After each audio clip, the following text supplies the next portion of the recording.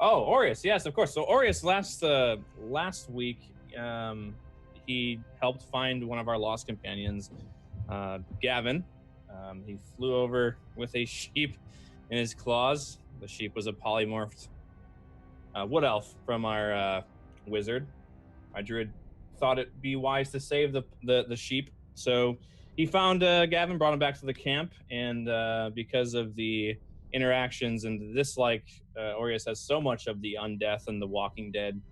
He's decided to place a curse on Zune, unknown to the rest of the party, that if she uses any necromancy or any necromantic-like magic, she will be subject to a Geas spell. Yes, indeed. And the only one that knows of this, I believe, is Gavin, which I tried to commune with him in his dreams. So, and that's where we're at now. We're waking up. Yeah, fantastic. We've got Laura Lania back today, reprising her role as Zune. How's it going, Laura?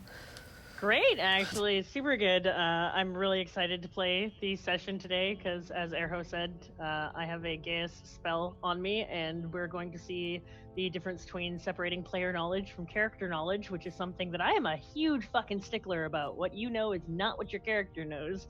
Zune is a necromantic dark elf wizard, and she is very full of herself in the typical noble way that dark elves are. Her and her sister's house was destroyed in the Underdark, and rather than staying behind and being houseless nobles, they decided to foray to the world above, where they found a wanton group of adventure and death and everything that they both like. Get to kill stuff and hang out together, so super happy, fun, good times. Fantastic. And we've got Tall School back today, reprising his role as Gavin Fjordhammer. How's it going, Tall School? Hey, how are y'all doing? Yeah, I'm back playing Gavin. He is a level 5 paladin, level 5 death cleric of the Raven Queen, paladin of St. Cuthbert. He is trying to find sort of balance in his life, and after having lost basically his whole regiment that he was very close to, unlike a lot of the other people he's traveling with who had just sort of bodies of soldiers who that they herded along. Gavin sort of had a very close-knit group of a dozen and a half clerics, paladins, and vampires who he was leading, that pretty much, for all he knows, all except for one who has had to go on a mission for the Raven Queen, are dead. He barely survived himself, making it out of the wastes.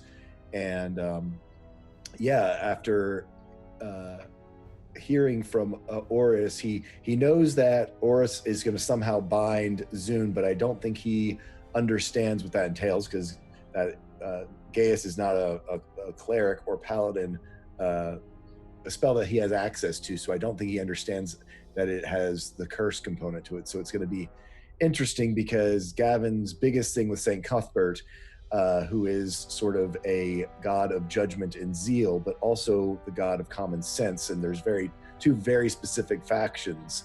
The common sense side does not get along with the judgment and the zeal side, and it's going to be interesting, because Gavin has killed members of the zeal and judgment side, and it's going to be interesting to see what he thinks of Aureus's sort of judge and jury for on Zune regarding her necromantic skills. We'll see. It's going to get interesting.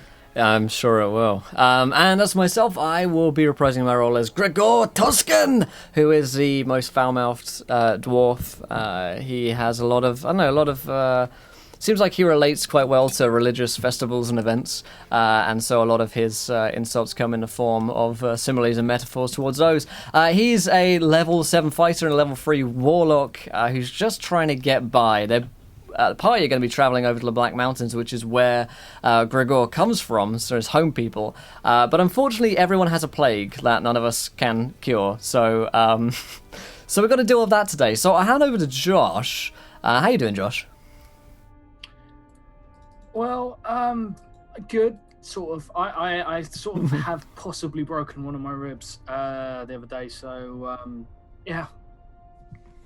Might be a little bit. It's pretty metal. It's pretty rock and roll.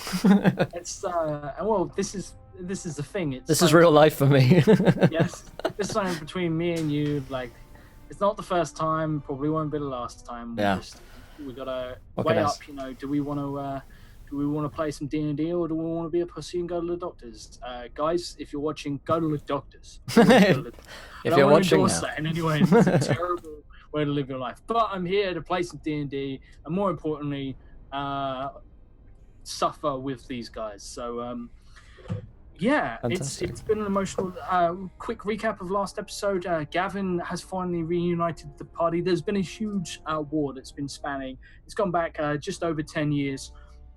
And it's entirely destroyed the world of Ita. Like, everything is just thrown through the loop. I mean, much blood and death, and it's been against Fiend Touched, which are like hyped up steroid super fiend tieflings.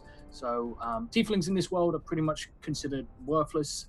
They have no rights, and the war has just been fought against, sort of a revolution from them, a war that has cost both sides dearly.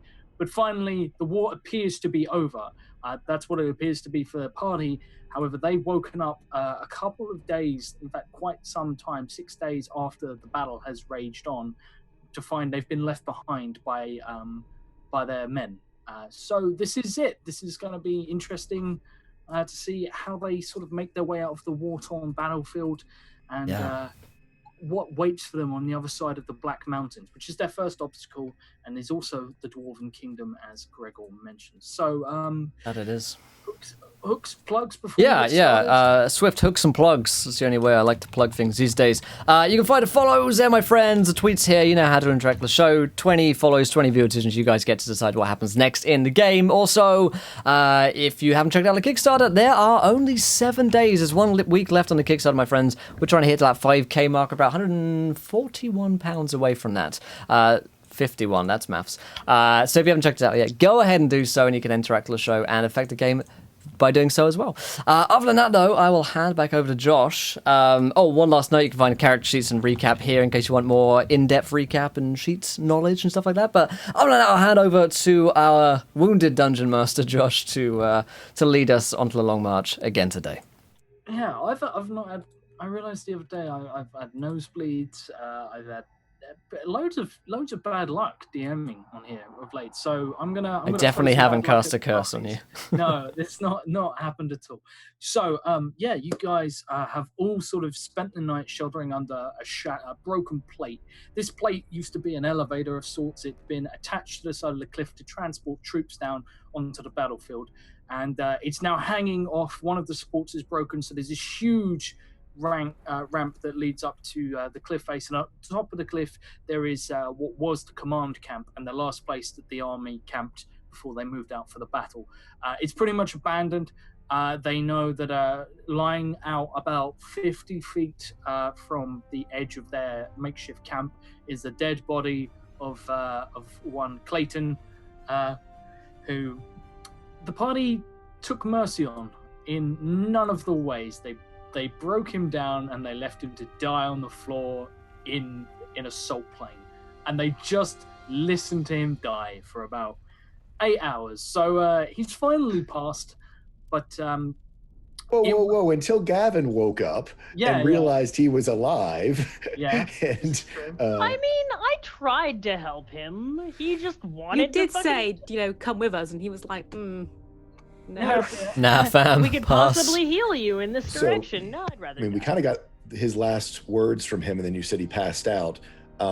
Gavin, as you had said, has seen that he's way too far gone for anything to happen. So Gavin would put him out of his misery and give him the rights of the Raven Queen to make sure that his body remained at rest. Yeah. Okay. So I would like to watch over his rights just for learning, since it's another undead goddess, and my character is very interested in religion. The big thing about the Raven Queen's right is it makes it impossible to raise the body. Oh, interesting. Because, she is of death, not undeath. Right. Yeah. Well, I pay attention. I take notes. I listen to your words, but I generally, very strangely for Zune, respectfully stay in the background as I'm observing your rites of passage. Gregor's asleep still. Yeah. I mean, as you're doing, Aureus isn't thrilled with you murdering someone. And I guess would Aureus know that this is something of what happens with the Raven Queen? Is that if you kill someone through her rights, she's not res? Would he know that? Well, I don't believe so. I think it's really him first putting this person out of their misery, so that because you had said, Josh, that you linger on for, in this state, it's a slow, painful, horrible death. Yes. So, and I would think Aureus would know that from just being in the war. Aureus is okay with this. Sorry, and he's okay. So I mean, he's passed out, and I mean, this is how I kind of envision it. Is Gavin kind of closes his eyes, puts the hand of the Raven Queen over his eyes, and just sort of lets the Raven Queen's necrotic energy finish the job, and then probably I don't know what the equivalent would be, but maybe it's does a smudge mark across his forehead that when you pull it away, it kind of looks like the shape of a raven feather, and that has marked him now with the Raven Queen's rights, so that so we don't go into it's a lovely 5-hour ceremony. Let me describe it to you. No. So basically, with what is like ash, you smear sort of a teardrop, but it's a sideways teardrop, and then run your nail sort of across, and you get the sort of feather effect. Mm-hmm. And, Simba. Yeah, exactly. And with that sort of, you've arts and craft with Tool School. Indeed. What you've essentially done there is you've saved money and made something beautiful.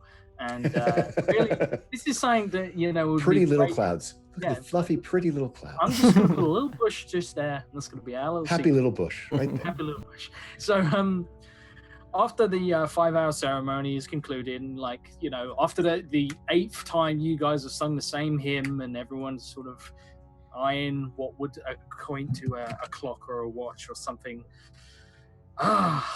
it's finally over. And you lay him to rest, and what you've essentially done is you've severed his connection with his body, between his soul and his body. So there's no way of if his body is just flesh, blood, there's no life there left. And what you do is you send it on its way. It doesn't linger. It goes to wherever you hope it goes to, wherever he wished to be, wherever he believed he was going, wherever he deserves to be.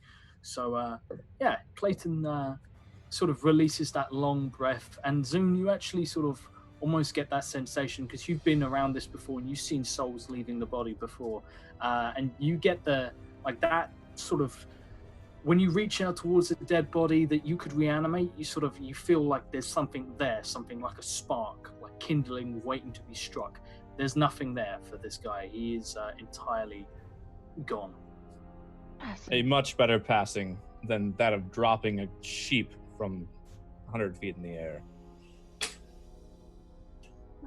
I still don't understand why he wouldn't choose life. I say as I snap my notebook closed and head back over to wait for my sister to awaken from her turn of reverie. We're like sleeping next to each other like dogs. And dogs like... She's fighting things in her dreams. Yeah. She's twitching, kind of like a dog. Twitching, like her fist is like, ugh. Just as she sleeps. Hey, you're never gonna get me! Get away from me, please! And then I'll wake up in a sweaty fit. What's going on? I look at him passively for a few minutes. Nothing. We've just done the rite of the Raven Queen for that idiot who decided to die, and now we're going to... Is that what you call breakfast? I mean, if you want to eat them, I don't recommend it, but since we already have the plague, I don't think it would have any adverse reactions. Oh, okay. Kazna! And I'll slap her in the face, but I'll wait. The equivalent of pouring some water over her face, I guess. She's like, well, good morning. How do you do that? Wake up from a dream like that and say it like that? Practice. I don't know why you've needed to practice that, honestly, but okay. Don't know how many times a dwarf has poured some whiskey on your face to wake you up, love, but fuck me. Okay, right, plan. Anyone got a plan? What's the plan? We're going to the Black Mountains now. Yes, we're so getting that we can out be of here. healed of this plague. Alright, I like it. So what are we waiting for? You to give us the directions, good dwarf. Oh, right, this way, I think. Okay. I will, like, throw on my clothes. Not like sleep naked, but I'll throw on my armor because I can't sleep in fucking plate mail. And start heading off, I guess. Okay, so the party is the first. Oh, Sorry, sister. We do have Morty, right? Morty? Has Morty returned? Morty has not returned. Where is he? I purse my lips together in extreme annoyance at my horse not obeying my every command. This is the longest Morty has gone. And I go out from underneath our area and I throw up a few cantrips calling him to me. He's been a naughty Morty. Zun, he is running an errand for me. I'm sure he will return. I turn my head slowly towards you and tilt my head. Oh, buddy. Errand for you. Yes. All right. I sip from my whiskey flask, like this is none of my business. Popcorn. Character is incredibly annoyed by the fact that Morty takes commands from someone else. Looks like Morty's got a new master. It's almost as if you don't, if you don't treat Morty like shit, maybe occasionally he might like you. Wow. Just saying. Not treating people like shit. Sorry, doesn't compute. Morty has my rations. Which one of you is going to feed me today? Oh, I'm making up. I'll make up some scrambled eggs and get us all fed for the morning. I don't know what made it through. He looks in his pack. I'm sure there's not much. No, I'm gonna say you could probably either have your normal breakfast or feed everybody once. The rest of the cafe. Aureus still protein has shake. 6 good berries left from when you conjured the first 10. Dingleberry breakfast again. Share with me though. Or me. I'll eat a good berry if you'll let me. I actually consume a good berry myself, and I offer good berries to the entire party. I take one gingerly and eat it. Thank you. Yeah, I eat one as well, but still, I ration myself down to sort of a third of my normal breakfast. I'm gonna need a con save from Zune. Oh, right. Ooh, You can't yeah. eat. Oh, and this is good berries are like good food, like in the alignment sense. But they taste like soap. Did that not go through? Hang on. Zoom Constitution. Good berry slurpee, yeah. Me too, Rav. Make a good berry save. Save my good There we berries. go. At 15, you managed to keep it down. It's the foulest thing you've ever tasted in your life, but you managed to keep it down. I have a scowl after eating it, but I don't say anything because I'm curious to whether or not this is druidic foulness that I'm tasting, or because half of my body is part of the undeath. Do you have a problem with the hand which feeds you? I ask Zune. I do one of Singer. Zune's typical slow head turns and tilt. No, I am just not used to your food. You have to understand that me and my sister come from the Underdark, where we dine on the finer things, such as mushroom and roth. I'm not used to this. It I hasn't. do miss it. What is the name of this thing? It's a conjured berry. Most likely from the Fey realm. That is a good berry. Interesting. It's a good berry, or it's the name, the good berry? It is referred to that of a good berry by the Fey and my one true god, Sylvanus. It's a Your people fucking... need some more interesting names for your thing. It's a fucking berry. Can we move on? Also, Aureus, when he eats his good berry, he also has to eat a handful of dirt. And what he does is very, very happily. Kaz just kind of watches him like, what is it with these people? It's I'm not that... also Fucking going to druids. watch him for a brief moment as he eats dirt. It's not That like... explains the nature. Can we move on for the berries? It's not like you can use them as anal torture beads or anything, so let's just fucking go, shall we? Now that's an interesting idea. I have to talk to you more about that as we go. Aye, whoa. I say to my sister in Dark Elven, isn't the expression on the surface "you are what you eat"? Kasna laughs very hard. She's just like one of those belly laughs, like ha ha ha. Ah, yes. And just walks off. And once we are all fed, I am just waiting for Morty, tapping my foot on the ground impatiently, trying to find ways to distract myself by like reading over the Raven Queen's rights. And occasionally I will snap my book and look at Gavin unhappily, and then look at my book again, and then pace around back and forth and snap my book and be like, what is this errand? I would exactly suggest that we start making our way on foot. And he looks at her, knowing that she is not accustomed to going on foot. I'm sure he will run with us. We're going to take a brief pause while Laura Lanier's vein returns to a normal sort of... Yeah. Blood pressure. Walking. Is it then? All Yes, right. you know, one foot in front of the other. Don't push her, Gavin. She's fucking unstable. Let's go, my loves. And I make this most shit-eating grin and start walking up. So up the ramp, I guess. Yep. And if Morty does not follow us, I'd like a few words of you myself. And she'll turn and follow. I look down at my clothes that are no longer of the regal. My boots are getting dirt on them, and she walks very daintily and tries not to break a sweat as she's going up this ramp. I got a quick question, just because I'm sure there's dangers that lurk ahead.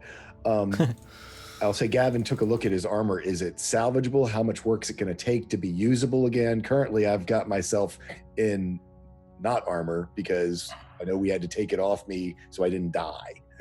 Given what armor yours is? It's splint, which is, small pieces of metal, which Gavin does.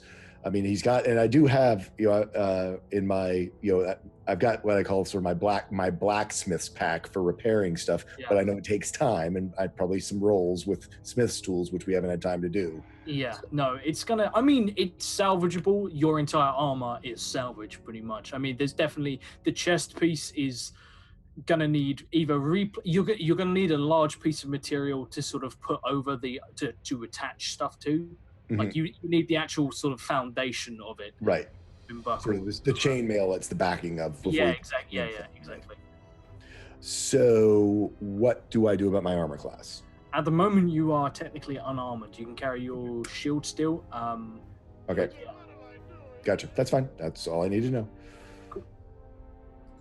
So yeah, the party all at half hit points at the moment, having fought quite a vicious battle, and almost, I think everyone got fucked.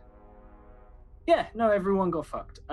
So, I mean, the party is very much level 10, but not the usual level 10 of badassery that you might be seeing in other campaigns. These guys have been through the ringer, and as such, as you sort of make your lonely trudge up the edge of the plate, all of you can smell the death already. I mean, from the camp, it seems it's not pleasant. And when you crest the top, you will see that most of this place has been trashed to a degree. The entire command tent is just a burning cinder. There is, it looks like predators have already, scavengers have already come, which is unusual, particularly to Aureus, because you haven't really seen any predatory animals. Pretty much ever since you went to east of the Black Mountains, wildlife is next to non-existent, but it looks like something's already got to some of the dead. It's not particularly packed. There's a lot of scavenging that could be done here, but other than that, you come to a camp that stretches off in either direction. You can see that the posts, the sort of guard posts that have been erected to keep watch, have almost all been decimated. It looks like they were hit by fire or something explosive. They've been torn to pieces, but it doesn't look like there's a lot of bodies around. Looks like a fucking graveyard as usual. Sooner we get to the Black Mountains, the better. My people they'll look after us there.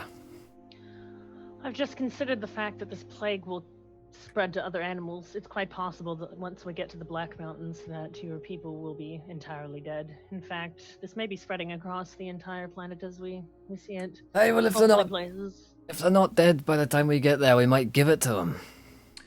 Clayton, as he, in his final words, told us that there was a group of survivors who were able to travel, and that the leaders of the force,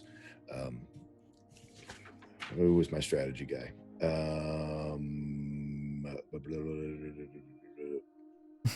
I forget his name. I like that Gavin Sooney's in character. Who was the Tavian or Hercian. Hercian was the strategy. That Hercian made arrangements for a corridor for those who have the plague so that it wouldn't spread. They full well knew of the fiend's last laugh and that there would be survivors who would need to make it to the Dark Mountains. I would suggest perhaps you, Aureus, help to scout for us to find this corridor so that we can keep the rest of the land safe. I would assume a large group marching towards the Black Hills would leave a fairly noticeable trail. I'm going to say just at this point is as you sort of move through, Gavin, you're going to come to realize that you have a body pretty much at your feet, and this would be said Hercian, unfortunately, who is distinguishable by the fact that one of his legs obviously taken off considerably before death quite a long time ago, and he still has what is just like charred wood sticking out of where his knee is, as he lost the leg before and refused to sort of stay too far back from the combat. So that's pretty much the only thing that is identifiable about him. It looks like he looks like one of the ones who's had something get to him. Maybe a wolf or something has started picking at his bones already, but he's got a couple of nasty strips missing. But he has, this smoldering stump sticking out of his leg. I just take some ash from the stump and again, just put the Waving Queen's mark on him. And I'm not going to stop and scout the whole area, but anyone who is within easy viewable distance, 10 feet of our path, I will try to mark them, knowing that I just need to try to do what I can to keep those who have fallen to remain fallen. You will be able to give me a medicine check to see if you can just.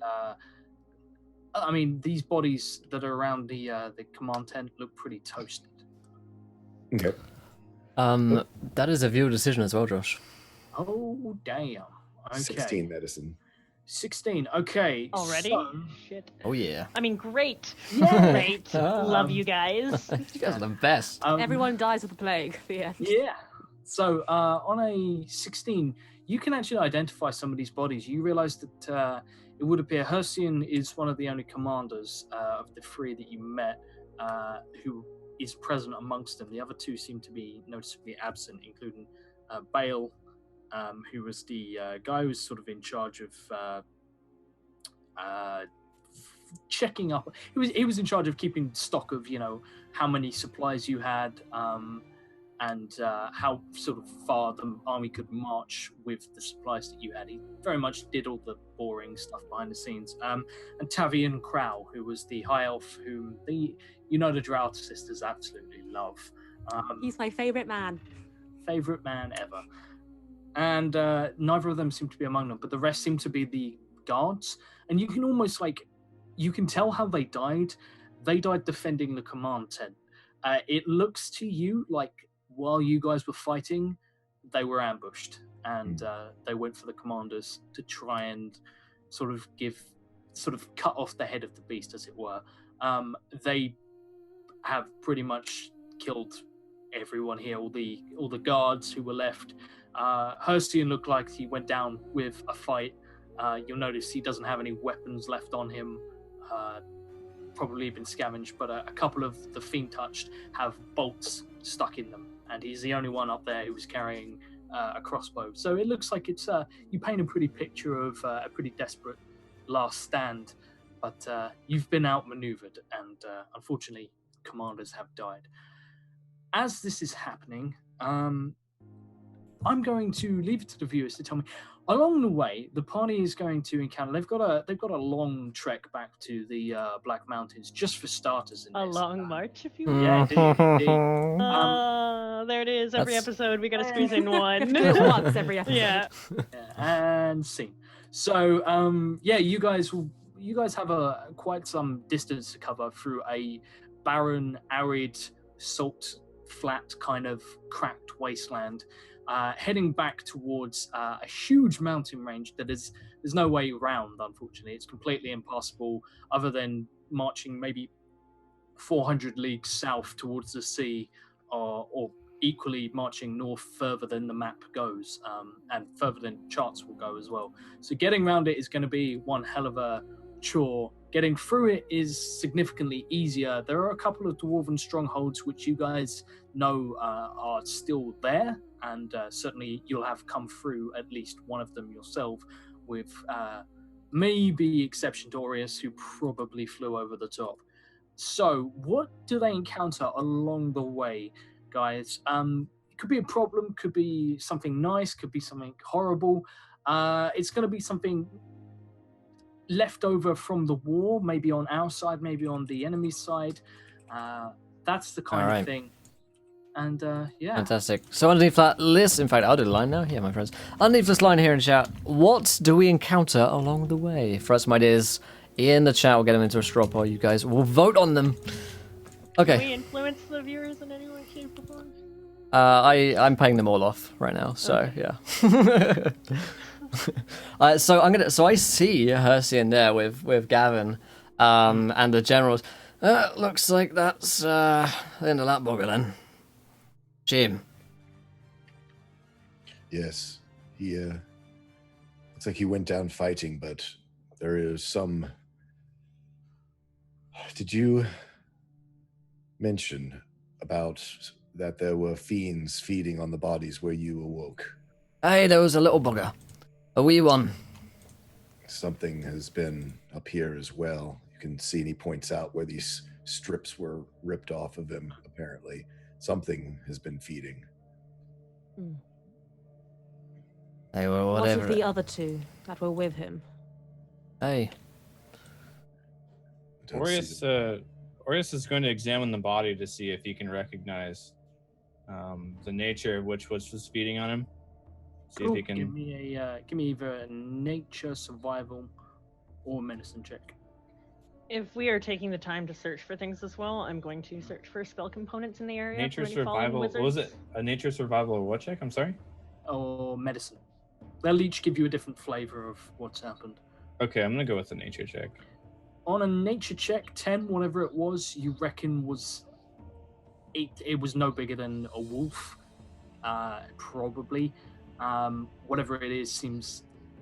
It's either... it seems opportunist, to be honest, like a scavenger of some sort. This isn't something that's come along. It's not like a lion, which would just take everything. It's nothing nice about it. It's just picking at different... like birds will do, or... Yeah, okay. But it's definitely... Whatever it is, it has teeth. It's not a bird. I share this. Yeah, I share this with the party. Whatever. This was not the cause of his death. This was these tears and shreds were after death. This is of some sort of scavenging. Hey, probably... Of a wolf, I'm not sure. I'm not quite sure. Probably one of those little ones I saw had teeth was a fiend. Probably just scavenged around, not doing too much damage to the living. It ran as soon as I got up, but probably one of them. I hold up my finger to sort of shush, not really shush, but just listen. And I especially look at Aureus.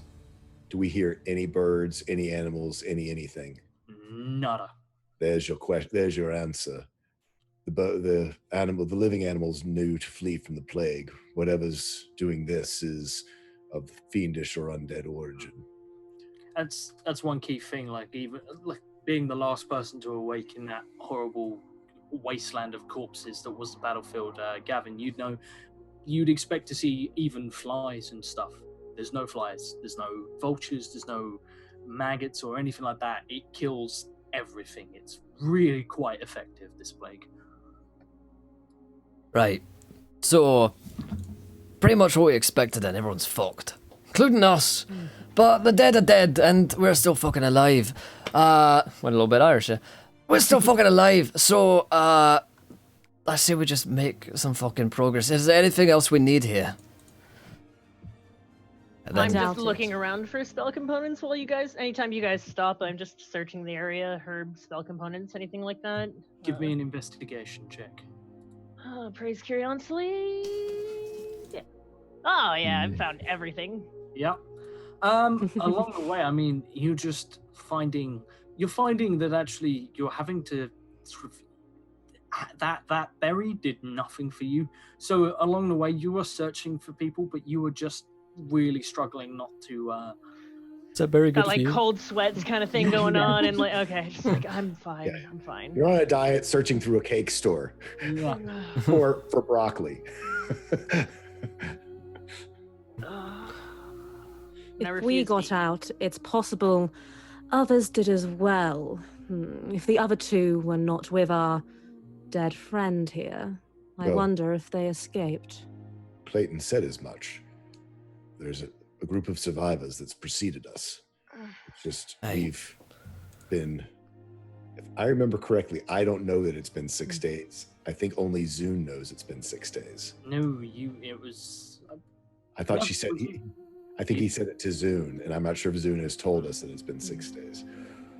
Oh, I can't remember which one of you two knows now. I was I'm pretty sure was it's trapped Zoom. in the realm of curiosity for some Ooh. time. No, so... it was when you were talking, or when you were having your banter with Yeah, him. it was you. Yeah, and then when I talked to him the next morning, he was dying. I just found out that other people had left, but he never said anything about 6 because Yeah. I put a note here with it. I've got 6DX. I'm assuming that's 6 days Zune. yeah, but Zune probably wouldn't share that information with the party because days to a drow and like Yeah. days to undeath. Like it's not something she would consider relevant information. So yes, Hmm. she does know. Has she shared it? Probably Right. not. Yeah, back So of the mind. to me, knowing how fast the plague works and how awful it is, Mm. I'm assuming that they can only be a day, maybe 36 hours in front of us. Exactly. Otherwise, we would be dead. So I've got a completely skewed sense of time. Gavin does. Yeah. I'm thinking.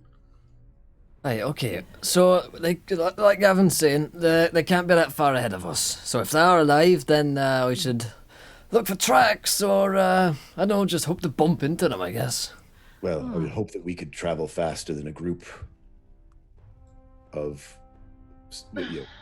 A group of what? Well, perhaps Tavian is Refugees. with them. I'd like to see him again. certainly we could. Large groups move slowly. We all know this. Let's see if we can catch up. That's going to be our best place of refuge, supplies. And It he- seems our group's moving even Yeah. slower, given that we're Yes. not moving at all. Correct. So Perhaps we should. Ambling, but Horace, can you see if you can catch the trail? I may try. I would prefer to take the form of an eagle for further sight. Do we know the direction in which I would have traveled? Toward the Black Mountains. Yeah, west. I'll point in that direction. Orius, without saying a word, just turns around and shapeshifts himself into yet again a giant eagle. I'll Cool. Preferred form. I look And he's at. going to take off to the west without saying a word. I'll see him. As soon as he's out of Fly sight, up. Zune vomits profusely. Does she make herself vomit? Yeah, to get rid of this Yeah. feeling that she's feeling, she's induces vomiting as soon as he's out of sight. You're right there, Zune. You look as sweaty as a pedo in a dwarven playground. Not a word. Sister? Oh, those good berries are not so good.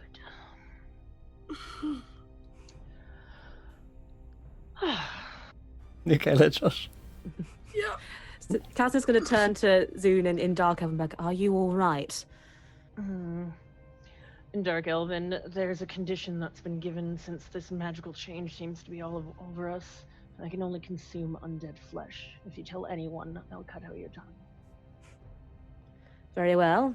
I'll just have to find you some undead flesh. Not in I'm front good of the at that. others. I wish not for them to understand what my condition is, especially the druid. If the druid knows that I am some sort of undead creature that must feast, I think he would go against his alignment. And he would, by his god need, find ways to rectify that situation. He's already uneasy as it is. As for Gavin, I'm not sure. Maybe I- our druid friend will become the undead flesh. Who knows? Who knows? I think at some point, however, though, my rations on Morty's are yours, but I'm going to require you to distract them at times while I kill something and then eat its flesh. You can count on me, sister. Always. And with that, I just kind of stand there, dusting myself off after we have our little Underdark conversation. Anyway, back in common. Let us be off. As you said, we all seem now to look a bit sweatier than a pedo in a dwarven playground, and I don't quite like that. Let's be moving. Well, it looks weirdest on me because I am a dwarf. So extra Gavin's suspicious. survival. Can I see if I can pick up the trail from land just to start moving in the right direction until Oris comes back? Yeah, we're gonna. As you guys give me a survival check. I mean, it's not really a chance. Yeah! on a net for starters, you cannot miss the mountain range. It is an entire horizon from one end to from north to south. Like, there's no way you couldn't know which way you're going, but you will know a couple of other bits. On a nat 20, the first thing you'll notice is this place. Everything you look around, and sort of see like large amounts of people have moved through. Considerably less people have moved back towards the west. But you do see their trail, and the first thing you'll see is it's an old trail. It's been a while. It's probably been more than a few days since they passed, since they retreated. And you know from sort of there was no everyone who came this far fought. Everyone, bar like maybe 20 or so people who were in charge of like, if all else fails, bring word, send ravens, and let the words out. There were a couple of stewards, but pretty much everyone who got this far was a fighting man. So to have this many bodies moving back, you wager somewhere between 5,000 and 10,000 people might have made it out of this, and have marched back towards the Black Mountains. They all bunch up and form a very rough convoy. It's not a military convoy. It's not the sort of thing that's very well done. Sort of, there's no formations. There's no rigid order to it. This is just a big migration of people. So you reckon you've probably been here a little while longer than you thought you had. And also you get the feeling you could follow this towards whatever corridor was mentioned, which is presumably where they're going. I relay that to the party, but questioningly, I do relay. It's like, it's odd though. The trail has been here doesn't make sense. It should only be a day or two at most older, or we would not be in the condition we're in having the plague. This is almost a week. Or maybe they, I don't know, spent some time before they set out. No, Maybe they're already dead. I'm saying the trail is a week old. We are far behind these people. If we would have been in the plague zone for a week, we shouldn't be here. We shouldn't be alive. Well, we have been here for 6 days or so. What? Yes, we have been here for 6 days since... How do you know this? How can we have been here for 6 days? I just know this. Do you know me to be stupid? I'm not questioning your intelligence. I assume you have been in this war as long as I. You have seen the efficiency of this plague. Is it not odd to you that we are barely showing signs of this plague if the battle happened 6 days ago? Not really, considering the dwarf can now throw up magma. What? I'm having a bad morning. Listen, that's a personal problem. I don't bring up your personal problems, do I? I'd like to take you for a moment to take personal note of yourself, and I guess you haven't really seen this because you've been half dead and asleep, but all of us have undergone personal changes that are worrying. She's worried. She's actually worried. Are you worried about me? Don't be worried about me. I'll be fine. She's not worried. Yes, I take your personal health under assessment in all things that I do. We are a group, are we not? That's really touching. See. I knew we'd all come together. There's always a way to find a path to community. Hey, she's like the creepy aunt of the group. Gavin does take note of that, and I mean, I assume I've got a fairly big, still healing wound in my chest. Yeah. And do want to sort of take assessment of myself.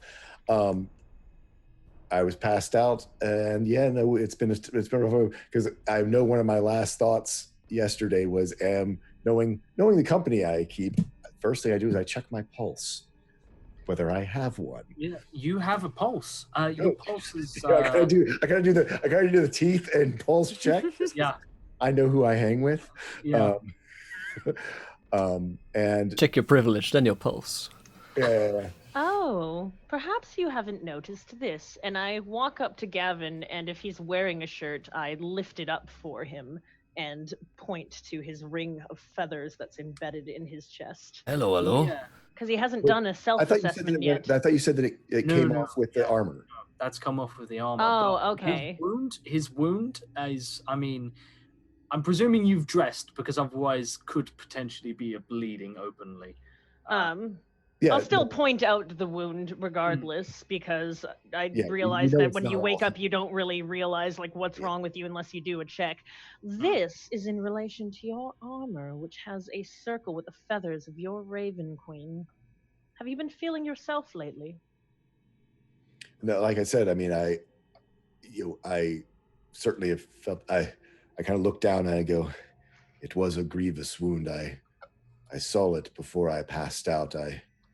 I thank all of you and whoever helped to get me put back together. It was a group effort. I say, looking at the dwarf. Yeah, I look nervous. I drink some whiskey. Good teamwork there, Zun. it's like y'all had that nat one medicine checks, did you? Yeah, it was a group We all effort. could like look at the floor like, yeah. Mostly me, yeah. But I put his shirt back down and take a few steps back so I'm not in his personal space. yeah, yes, grievous wounds are not unknown to me, but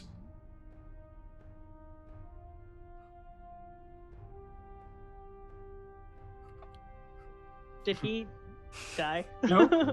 You okay? Gavin does. He was so still for a moment. I thought his camera paused. I was like, how long are we going to wait before we ask? And the exact reaction probably from your characters is Gavin just goes, Is he? I'll be fine. The wounds are not unknown to me. We need to get moving. This plague is going to be getting only worse and worse with 100,000 bodies rotting in the sun. We need to quickly move along. That's the spirit.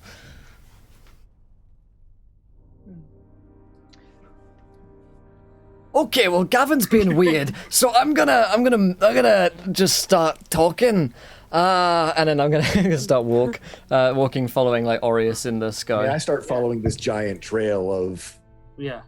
I'm looking out for Morty, and where the fuck is my horse? Okay. Well, we're going to cut now to Aureus, who has immediately taken flight. And, I mean, this is the easiest sort of terrain to scout for Aureus. You can see in every direction it's flat, apart from the cliff, which sort of gives a tiny bit of cover. Other than that, it's pretty open. And you will almost instantly realize as you gain some serious height, there are very few sort of land masses, items, anything at all, anything notable between you and the Black Mountains. There are like rocky outcroppings. There are occasional copses of trees that branch up, but they are maybe 10 miles from where you guys are.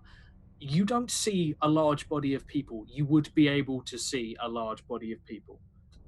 So you can assume whoever you guys are following, they've already passed. You'd be able to see a massive pile of corpses as well. They've either made it to the Black Mountains or have changed course at some point. You are also muted.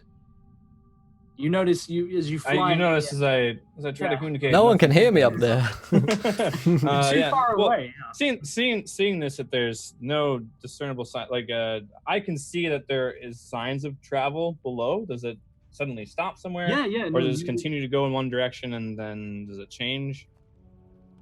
Yeah. How far am I able to discern that? You can see that this party has left a path, but I mean you'd need to get a little bit closer to make out, because all of these people came from that direction as well. So you are going over land that's been sort of trodden already, and recently, I mean, there hasn't been a large movement of troops or body of people haven't moved through this area in quite a long time. So you get that sort of salt crust in every direction. It's been destroyed on the march on the way here. So tracking on the way back is going to be harder because they are always walking sort of through a trail that was established when you guys arrived in this land. So you're basically having to... you're tracking someone who is retracing their steps, except this is a much smaller force that's making its way back. Okay, seeing that Aureus isn't able to discern anything of interest, and knowing that he would have to... I have 5 hours of wild shape. I know this. I don't want to travel too far ahead, so I'm just going to start returning to the party to inform them of that. You find much up there? No, as Aureus comes in, I land, and my body shapes back into the human Aureus form, and I say there's no sign of... There's just trails upon trails. I'm unable to discern any... Not even signs of there being much of a march. There is, of course, trails, but no droppings or bodies scattered along the way. It's strange. Well, maybe... But there is a trail leading to the mountains. Okay, then let's take the trail. Okay. There is sort of one other thing, which as you guys are going to make some... We're gonna go around and do a travel mechanic for the first time in a long march. But there is something that you can sort of make out. I mean, it's the copse of trees is the first sort of cluster of life you can see. It's probably a good place to stop off and find wood, food, make camp, get firewood, 101 other things. Plus, it's probably the only place of the first piece of nature you'll see along the way, and it's sort of along your path. It looks like the party you're tracking have definitely made attempts to stop along the way and gather what little resources there are to offer. So taking the hobbits to Isengard! I had to. What is a hobbit? It's a... What is an Isengard? It's a dwarven thing you wouldn't understand. Is this the first sort of real group of trees and natural nature that we've seen? Absolutely. I'm happy to go first if no one else wants to. Yeah. So we approach this, right? Yeah. Without saying a word, Aureus is going to walk up to... I know I have this prepared for a reason. I'm going to Please tell me he's going to hug a fucking tree. No, I'm going to speak with the tree. Seeing this, I'm just going to actually run past the party to the tree. I've not seen trees in a very long time. But I'm gonna... I eye my sister and like look to the trees and then eye back to her, just kind of knowingly, like fucking trees. There's some holes. There's some holes in that tree, I can tell you. I'm going to speak with plants, and I'm going to ask the trees what they have seen. Have they seen anyone other than our party? Yeah, they sort Tree? of look. I am no tree. There's a long pause, and finally, one of the trees, in sort of a harsh voice, is, "You know our tongue." He knows all too well. Of course, I know your tongue. I lived amongst your kind in the grassland and the forest for many millennia. You are the first of your kind we've seen in some time. I've been sent here by Sylvanas himself to restore the nature and the balance of this land, and you are the first of many of life that I've seen in some time. Would you mind if I took some seeds from your trees to help grow this land back to what it normally was? There's a long sort of almost a sigh, but really it's just the rustling of the branches, and you get a sort of there's a deflated sort of sense, but also a little bit of relief in his tone as he you have it backwards, I'm afraid. We are not the first, we are the last. But yes, if you believe you can do some good. And it sort of starts to turn, it shakes in a breeze that isn't really there, and you have the tiny little what are they called? Are they sycamore seeds, the ones that fly? Yeah. Yeah, like Yeah. mhm. They slowly start to spiral down towards you, and yeah, it would appear that you have something. And I reiterate my question: have you seen any other non-fiend? If they know what a fiend is, have you seen any like us come through here? Like you know, like the others, and one branch sort of lazily lowers, almost as if to sort of gesture towards the rest of the party who are catching up, and it says, "The only people we've seen of late have been armies passing and returning, and that beast." And it waves this branch sort of deeper into the copse of trees. There's a creature within. I ask again. Yes. Once one of nature, no longer. I'm just let me read that because I've never used Speak of the Plants before. You can use. I'm going to ask the plants as the trees is like I'm going to ask them to create kind of a difficult terrain, and I'm going to tell the tree I'm going to end communion, and whatever is within you spread amongst your tree brethren, that to create difficult terrain within as I confirm my party about this knowledge.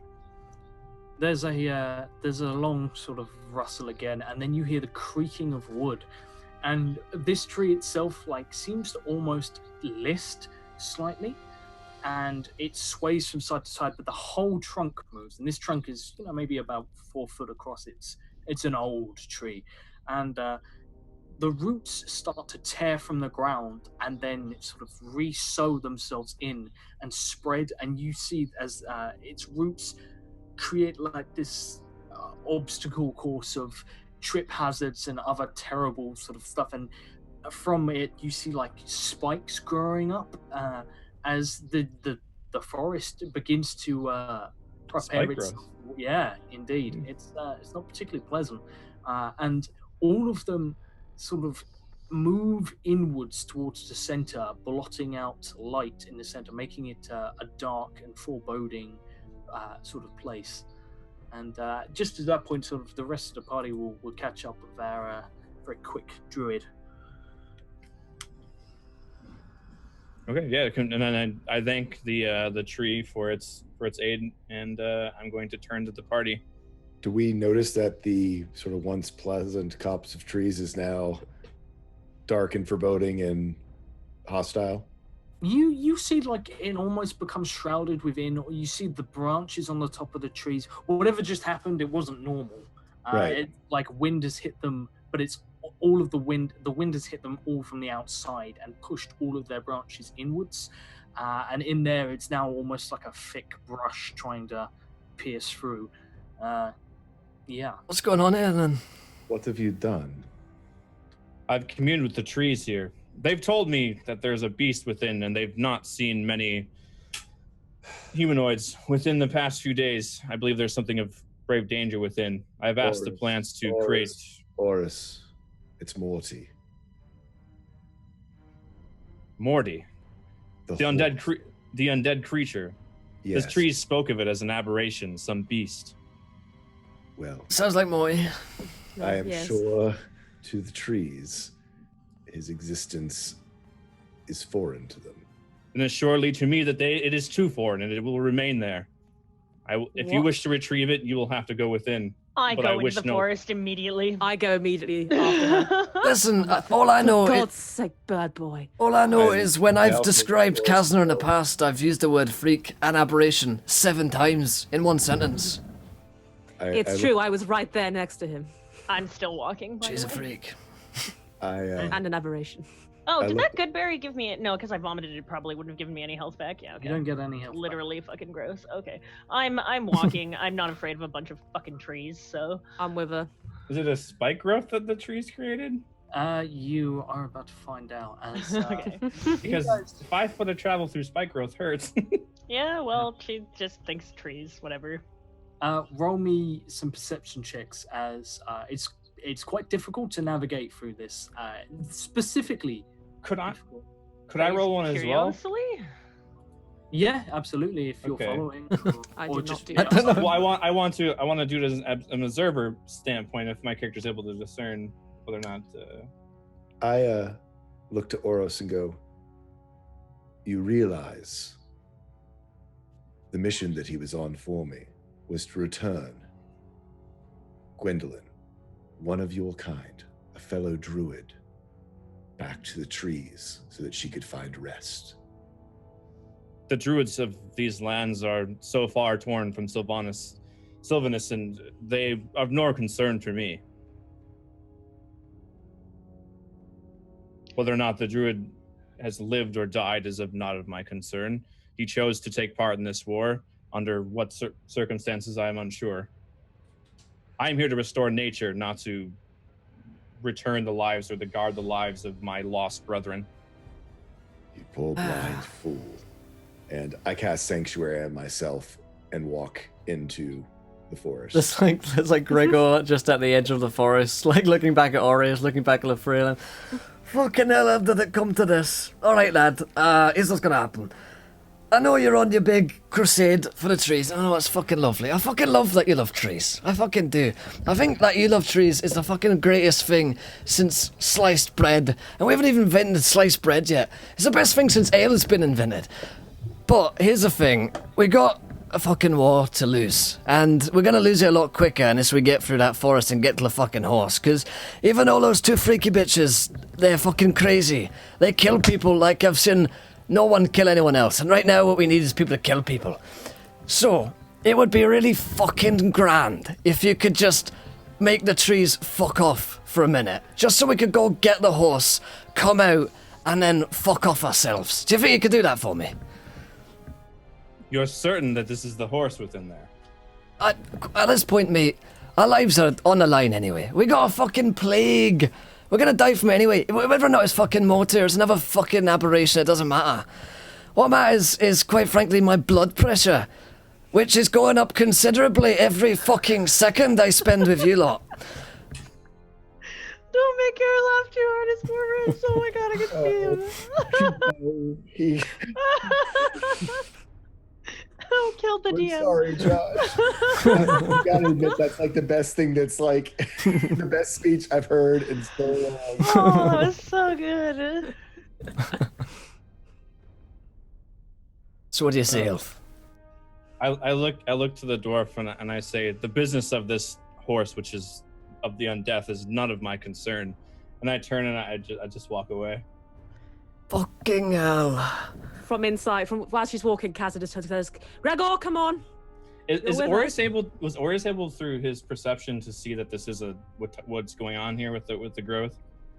You can see this is. I mean, you've essentially told trees to make it as hard for something to move through it as possible.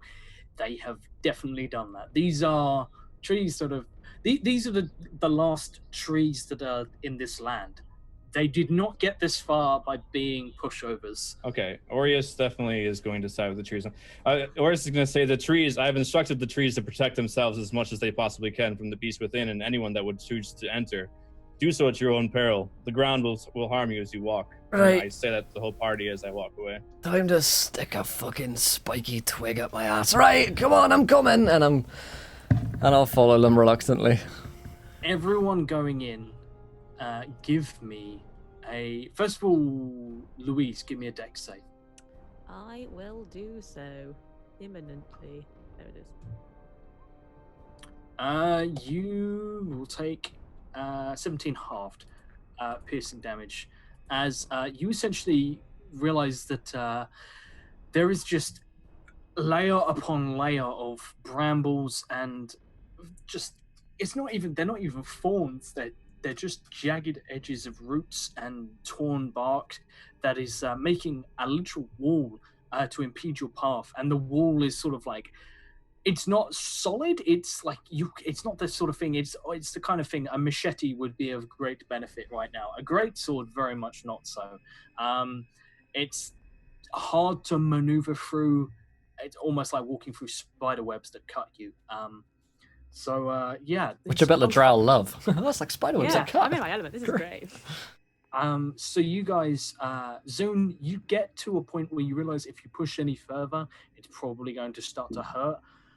However, on a 18, you do hear hooves within, and you hear what sounds like a very exasperated and agitated horse, and that there also appears to be grunts that come from something humanoid. It's just me. So, I'm sorry, did I miss that? I was supposed to make a perception check? No.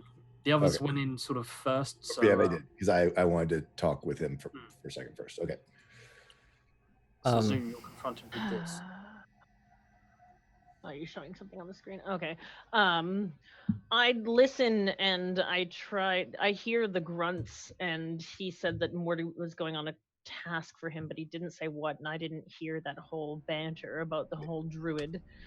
Show yourself, I say in my plethora of languages, which I actually haven't chosen yet because I'm not sure how languages are chosen in I 5th choose edition. horse language. A common, Use it, undercommon, creation. dark elf, and whichever I will decide on the local languages. Undercommon is actually technically considered drow. Okay. It's sort of between trade and sort of like, it's almost Cockney rhyming slang incorporated with drow speech. That and elven sort of, you mix them together. Show yourself. There is a definite stop. The horse is still agitated, but you no longer hear this humanoid. Give me another perception check, and this will be for the entire party, bar even Aureus actually can give me a perception check. You want another one? Yeah, as you are in there. We're so perceptive. Wait, there we go. Holy shit. Oh, okay. You want me to roll as well, Josh? Yep. Alright, I am fantastically bad at fuck me. 30 fucking what?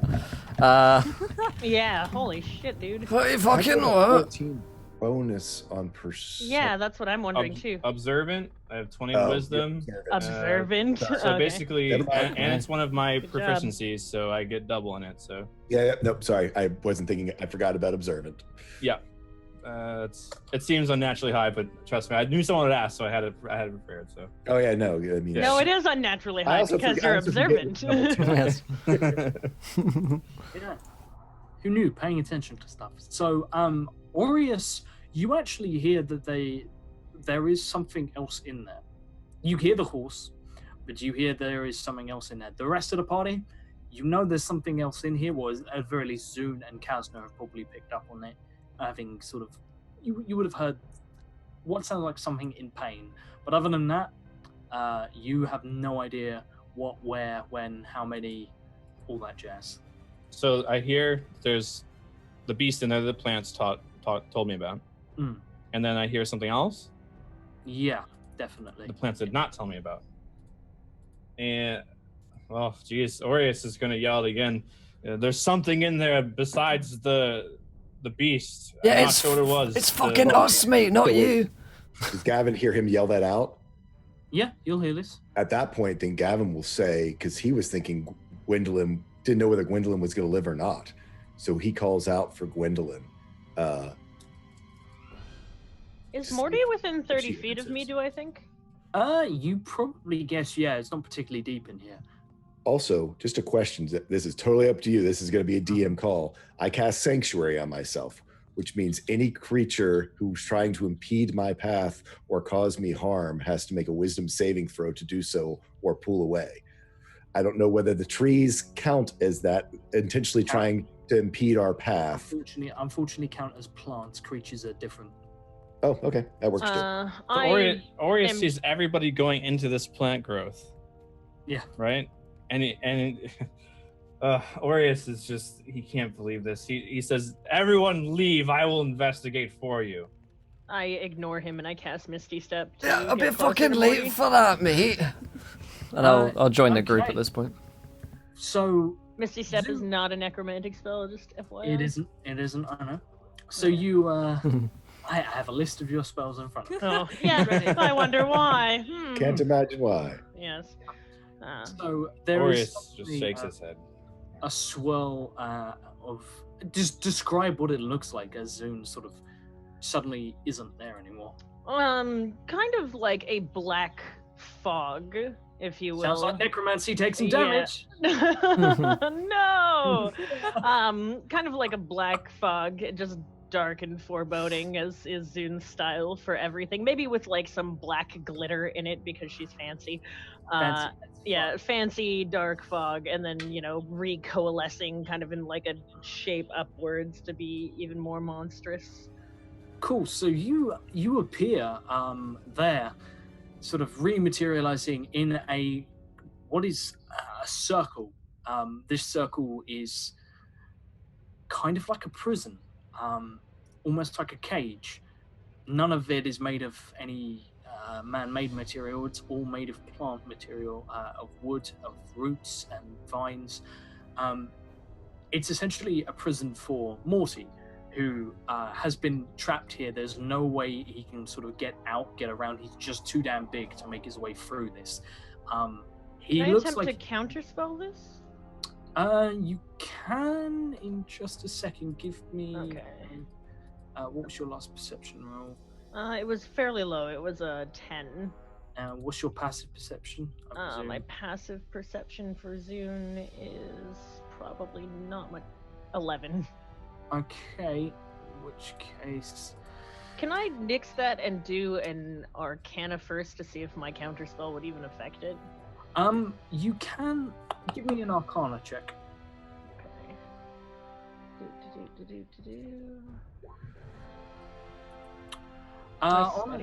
On a 26, you're pretty sure that if you didn't currently have a blade against your throat, it would absolutely probably do something. However, that very sharp object that's being pressed into your gullet is probably going to impede certain things. Something has just appeared behind you. Quick little question. By any chance, by any possible potential maybe chance, would this count as a threat to Can Zune? you see me though through the bramble? Can I see I'm this? 30 Can 30 I feet see? and alone. Can I look really hard? You unfortunately, having rolled quite abysmally on your perception check of a 9, you are blissfully unaware, but something currently has a knife to Zune's throat. Am I stuck on roots or something that I can't get through? If you push through any further, you're going to take damage. Zune vanished. Zune has essentially teleported her way there, therefore not taken an absolute shed ton of damage. However, as you are being caught up with Gavin and Gregor, if you want to catch up with Kazna, it's gonna it's going to require a dex save to push through. Yeah, no, Gavin, absolutely. Thinking that Gwendolyn might be alive is definitely going to push through and try to get there. Just the thought that someone from Hope's Return is alive, other than Vincent. I do out of sheer stubbornness to the elf. Cool. And I roll a 18. God damn. Okay, so that's 14 damage to Gavin, and that is 7 damage to Gregor. How much would I have to push through to get through to where Zune is? You're Or where I guessing think Zune might be? How many dex saves? Probably it's every 10 feet, I'm afraid. He's 30 feet away. Fuck me. Yeah. What is it that's actually on the ground that's stopping me? It's not necessarily just on the ground. It's Like going for a bramble brambles and bush, yeah. Yeah. You are. If I were to Fire. to do a bit of thunder waving, would I think that might just shatter them all out of the way? Yeah. That's gonna clear you some path. It's also gonna hit. I mean, they didn't have to join me. Yeah, this is true. Fuck me. It's 10-foot radius for Yeah. Thunder Wave. I assume that you are Gavin's friend. So yeah, there's a momentary pause as sort of people catch up. Kazna contemplates, and you feel breath that is really, really cold on your neck, and very quiet voice says, "How do you know his name?" Because I am a friend of your Gavin. You are one of the Raven Queen's servants, yes?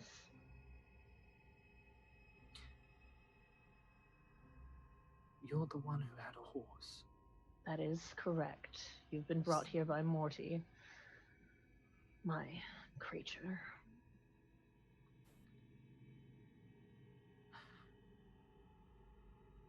You know he has to die. My horse? He is something of undeath. And you, because you are of the Raven Queen, do not appreciate the cycle of undeath.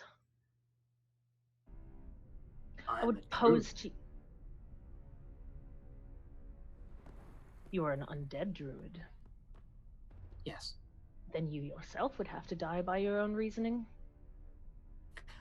I occupy what I believe you people in civilization refer to so candidly as a grey area.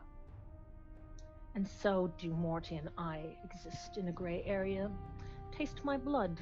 I am the chosen of Kyrionsli, and that is my vessel. Unless you wish to anger another goddess of undeath, I advise that you work with us and not against. Very strange question to ask you, Laura. Have you ever had someone sort of lick the back of your neck? You can't ask. Yes. You can't ask the caster. Me and Airho every night, it's just, we take turns. We take turns. Q&A with the cast. Yeah. It's such an Imagine. annoying feeling, though. I know what you mean. It's just like that kind of... Yeah, you feel just like you have a vampire essentially just licked the back of your neck. It's a very dry, very hungry sort of motion, and suddenly you are thrown forward with quite some strength to sort of impact, sort of scatter towards the wall. You're not going to quite make it because, I mean, you will get tripped up almost instantaneously, so no damage just there. But you find yourself sort of lying on your back, and the vampire has retreated to the other side of this sort of 20-foot cell, circular cell of thorns. I stand up and I brush myself off. Quite dramatic, aren't we? That's usually my area of expertise. Gavin is attempting to find his way to you now. Through this.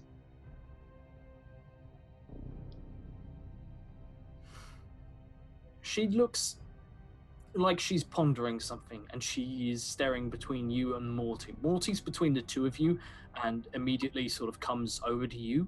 I keep my hands near my spell components, and I prepare. And she finally sort of sits down, a little cross-legged, and gonna have to ask you, Kazna, are you going to do the thing? Are you going to lick her neck? Reach through the wall of thorns and just I mean, that's what we do every Drow Christmas. That's how we, Drow celebrate. Christmas is over. How long do Our you think Christmas is that- never. No, Drow Drow Christmas is Christmas every was day. yesterday. Okay, well, we're preparing for Drow New Year's Eve now. Yeah, Drow New Year's. Drow Boxing Day. It's great. Yeah, we're on Drow Boxing Day, and otherwise known as Neck Lick Day. The Drow New Year sale.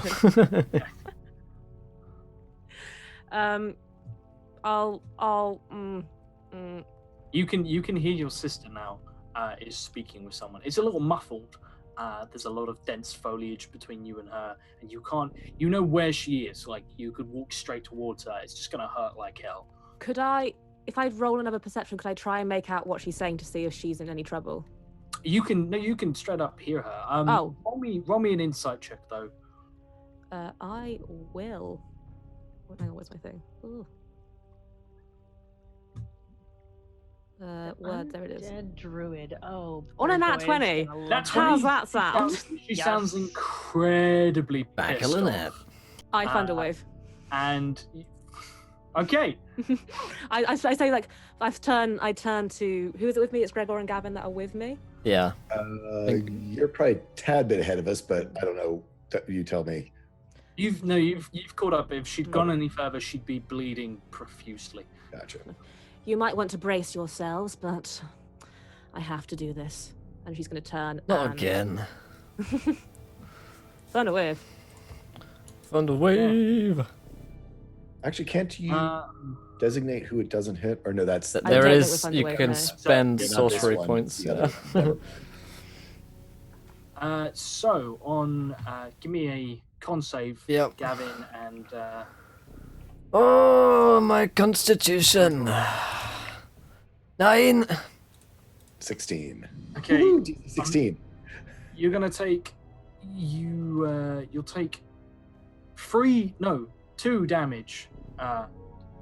2 damage, Gavin. However, Gregor, you're gonna take a little bit more. You will take, unfortunately, how far is it? 50 feet. Okay, so that is Definitely take Fine. 5. definitely take 5, and unfortunately, on top of this, as you are being literally flung through this That's shit. the problem, is landing Yeah. on Yeah. our friend Aureus's spiked terrain. More and more, I want to kill the druid. Does Thunderwave do anything to the trees and the plants? Is this? Yep, it's going to 33. Test Fuck it me. up. Okay. take Uh, 33. As I land, I say, "Oh, more fuck than an Omish dildo." How you looking for kill? I have. Let me do maths. 40. What was that? 33 damage I took. 33. Yeah. Oh, yeah, it's done there. 46 hit points left. From half hit points to start with, you are on. Oh, I thought I had 84 because we took a long rest. So if I was at 44, only then I got took Oh, are you 5. down? 39. No, I'm on 6 hit points. There you go. I'm We're good. killing ourselves. I'm good. Half your life is still greater than my So here's entire the health problem. pool. We're not killing ourselves. You're killing me with your fucking trees, mate. Gavin, I look, offered to go in. but does the illusion still look healthy and not battered and injured? I'm gonna say it's gonna lapse, and you will see that Gregor is the most melted man you've ever seen. Even his armor, his armor is charred. And, I grin and stick up 2 fingers to everyone, specifically Kazna. I am gonna get you. You do not know the fucking retribution that is coming your fucking way, sweetheart. You might think I'm a fucking gentleman. You think I wouldn't hear later? I would fucking kill you. I will fucking kill you. And he gets this like mad eye and mad look in his eye. I did say to brace yourselves. It's not my fault if you can't listen to instructions. Oh, I will fucking make you brace yourself, sweetheart. Let me just get over. Oh. And he's... Stand still. Gavin, look after him. I'm Is going that after my fucking sister. true? The thing is, I'm gonna do a heal and run, because I'm still trying to get in there. So since it's a bonus action, I figured it's pretty quick. I just yell out a healing word at 3rd level. Yes, I say that all while I'm flying. Like, that whole monologue is me bouncing off trees. I will fucking get you. As 17. 17, perfect number. Indeed, 17, perfect number. All right. As she's running, she's like, "I'll make it up to you one day, dwarf." And I go after Kazna just because Gwendolyn's alive, and Gwendolyn is the wildest. Well, she's not the twins, but she's still she's wild at heart. Yeah, so give me first of all a dex save, both Kazna and Gavin, as you have about 15 foot to get through. The rest has been sort of torn and shredded. Am I like am I there now, seeing as I've been flown? No, you are going to be sort of embedded. I mean, there's now a huge area that's been cleared, so you're on the edge of that area. Yeah, I'll walk towards it, seeing as it's clear. Shoot. I did not mean to put that. My bad. Nice. No, I was reading. Don't worry. I swear. Don't worry. Circle of gods. So that's 7 damage to Gavin and 7 damage to Gavin, and Kazna takes 14. And you guys will burst out in just 1 second. But first of all, we're going to rewind a couple of seconds to giant explosion. So Zune, there is a vampire sat opposite you. There's 20 foot surrounding you. You can hear a bit of a commotion going off just behind you, off to one side. And she's currently holding a dagger. This dagger, you will note, is actually made of flint, not carrying any metal upon her whatsoever. But it's a particularly vicious-looking blade. And what were the name of the twins? Do I remember that? They were not named in front of you, I don't believe. Yeah, I don't think they were. I think I just referred to them as twins. I mean, I know, but the twins are awaiting your arrival as well. We've become quite close. Roll me a persuasion. Or deception, because that's bullshit. Yeah, it is absolutely bullshit. Roll me a persuasion. Wait a minute. No, that's absolutely She persuaded you, so I think that deception. counts for an Deception. advantage. Oh, deception, sorry. Still the same. Okay. 11. She... I'm hoping that, She doesn't look particularly swayed, and she shakes her head and goes to stand and just says, "We cannot allow this." And she points to Morty. And that's as far as she gets, as there's suddenly an explosion behind you. A huge...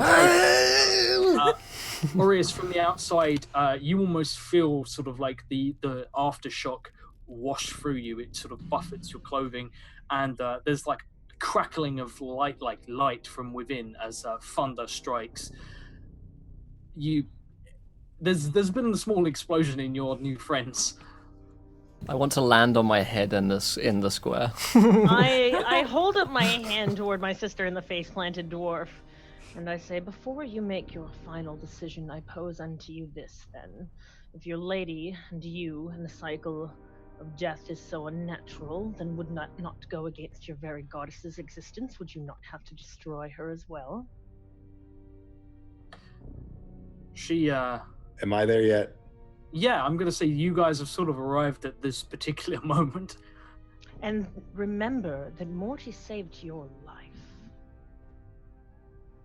I first look to Zune and go, "This is no time for theological discussion." She wants to kill Morty. And then I look to Gwen and go, "Gwendolyn, it is not your place to judge, nor mine." And assume a having- relaxed pose as soon as he starts talking, hoping that it'll kind of sway the air. Like, yes, let's all be friends. And I start talking to Gwendolyn as I walk over towards Morty, and I'm glad to see that you are alive. Do you know any more of the battle? And I owe you a debt of gratitude for dragging me out of that place. I wish that your brothers and sisters were still with us. Vincent conveyed to me desperate news. Am I over to Morty yet? Morty's pretty much, you've come through almost next to him. Yeah, so I put, first thing, because I've done it before, the hand of the Raven Queen on Morty's neck, and so I sort of am showing her that I'm petting her with the hand of the Raven Queen, which she knows holds the power of the Raven Queen. And I sort of pull Morty's nose, sort of, kind of how you do with a horse, sort of pull his head in next to my head and just go, it is not our place to judge. It is always hers. And God, well, I press Morty's nose against the head of the maul of the Raven Queen and see what happens.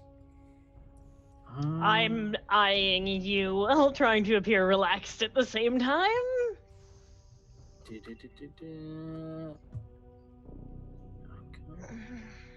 To see if the Raven Queen responds. She hasn't done anything with a touch from his hand, and seeing as it is her hand, God, I rolled a nat 20 too. And whether or not she deems this, I don't know, how close is she with Curiosity? I think we're about to find out. Because Curiosity is the one who made her the horse undead. I don't know. Like I said, Gavin, this is something that Gavin really, he doesn't know what to do. So he's leaving it in the hands of the Raven Queen. And if his hand isn't enough of a channel, then to see whether... Ignore that. I'm sure Curiosity and the Raven Queen are best god friends. Well, it They depends. hang out all the time. Josh won't tell me. Not really, actually. Yeah. They're kind of like walking the same path, but it all comes down to Orcus, you see. They could be buddies. They could. They could. If Curiosity killed Orcus. You watch as you press the maul against Morty's sort of snout. Yep. Bridge of his Because nose. I sort of wear it over my shoulder, so just as I bring him in and sort of again kind of do the same thing, ready almost the same way I did with Clayton. That if it is his fate to leave us, that Gavin will close his eyes and seal him. But Jay, the player, hopes that the Raven Queen's okay with all this. You get a sudden whiff. It's the smell of burnt flesh. It's not pleasant, as you have essentially branded Morty right across the bridge of the nose by touching him against that. It's an artifact of the Raven Queen. It's particularly powerful, shall we say. Morty is going to rear up a little bit. I hope he kicks you, Gavin. I hope he kicks you hard. You're going to take 10 damage as you get kicked, indeed, by a rearing horse. It's not comfortable. Gwendolyn is very tense. You will notice, guys, as people have come through and are now studying her, you guys will notice that she's missing one of her arms at the elbow. And she doesn't look particularly healthy, should we say? I attempt to calm Morty after he kicks Gavin, my inner lust for revenge being sated. So, but he's not banished. Hasn't been banished. Has been hurt. The fuck is going on here, guys? What the fuck is going on? And so I look at Gwendolyn, and there we have our answer. She would have been banished. The horse would have been banished by our queen if she was not here with her favor. But you are still not well. I know it was traumatic last time I tried to use the Raven Queen's energy to help heal you. I'm happy to try again. She flinches as you sort of mention that, and suddenly sort of stops. Aureus, give me a perception check. At this point, Gregor is quite confused about what's going on. And so he says, "Can somebody please explain to me what's happening here? Because I'm about to use what we dwarves call sexually aggressive language quite shortly now, just so we're all prepared for that. It's going to get nasty.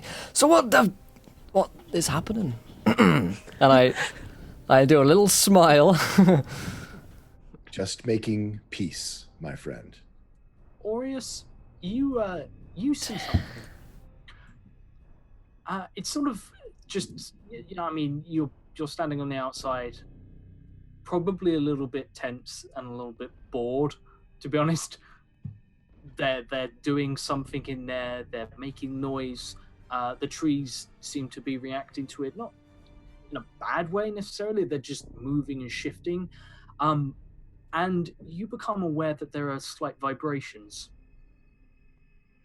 in the floor. As you gaze off sort of around to see if there's any sort of incoming cavalry charge or anything ridiculous like that, you remember the cliffs that you guys left? And I mean, you guys were probably walking for an hour or so to get this far. The cliffs seem like they're a little bit closer. They seem like they're getting closer.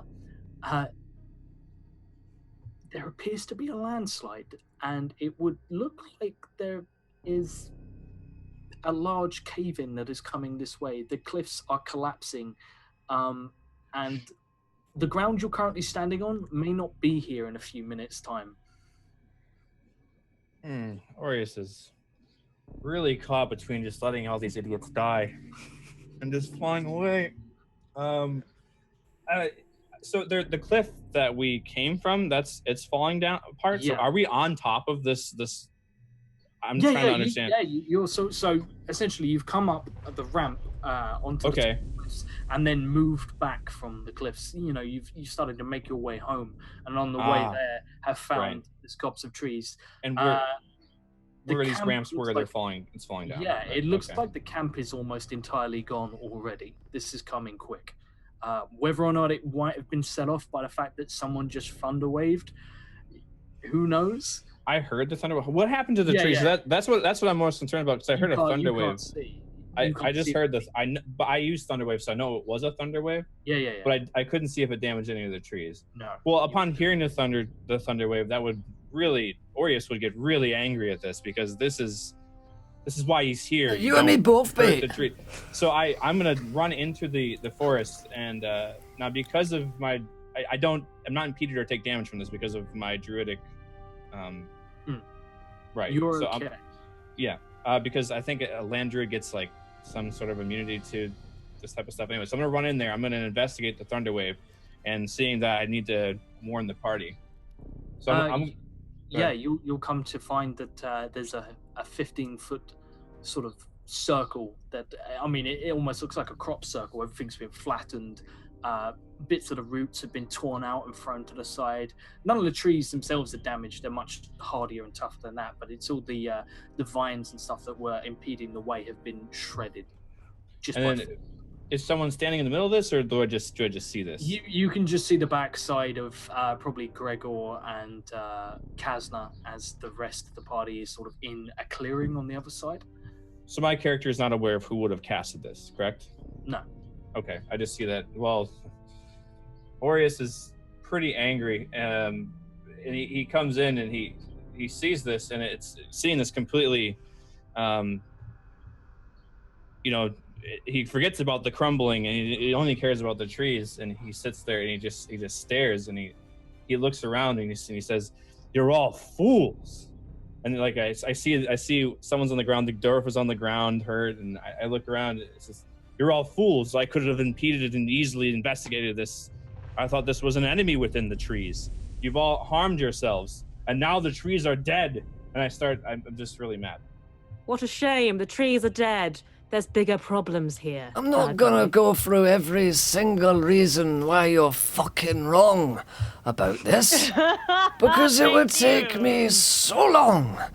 And quite frankly, even though I'm a dwarf gifted with long life, I do not have the fucking time. So, can we move on with whatever this is? Druid girlie, sorry you lost your arm, but we got a horse to fuck it around with. She looks at you and then she suddenly goes wide-eyed, like eyes just suddenly like saucers, and Hey, sweetheart. she looks to Gavin and she just says, "Run." Fucking- And then she misty forms, and Yeah, she watches the mist just turns into her and she melts through the vines.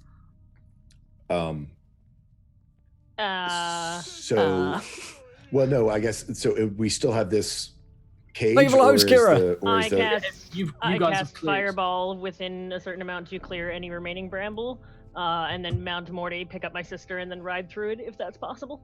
Okay, Fucking cool. brilliant. Give me the damage because they can't make dex saves. They are trees. And thanks so much to Kira for the host. If you guys don't check out Kira already, you can find her channel over here.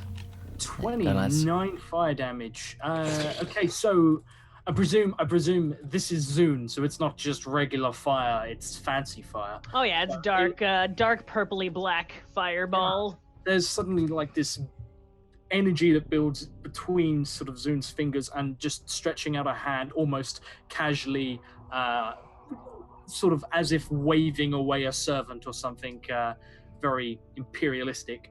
And this bolt just launches out and hits near, not close enough to you guys. I'm gonna say you're not aiming close enough to try. No, I'm trying to, because Zune is so intelligent, she can mathematically calculate the distance and where her fireball is going to land. So Yeah. it explodes in a radius so that we have an exit out. It's quite nice. Yeah, so Morty can yes, very definitely get nice. out of here with no problem, as you set the entire copse of trees on fire. Like this fire is going to spread dramatically fast, but you've blown a hole. There's now a clear path out the way you came in. And Gab? the vampire said run, so we're gone. I don't Yeah. know why a vampire would say run, but I'm not gonna stick around to find out. Well, she told me. Aureus, She warned me.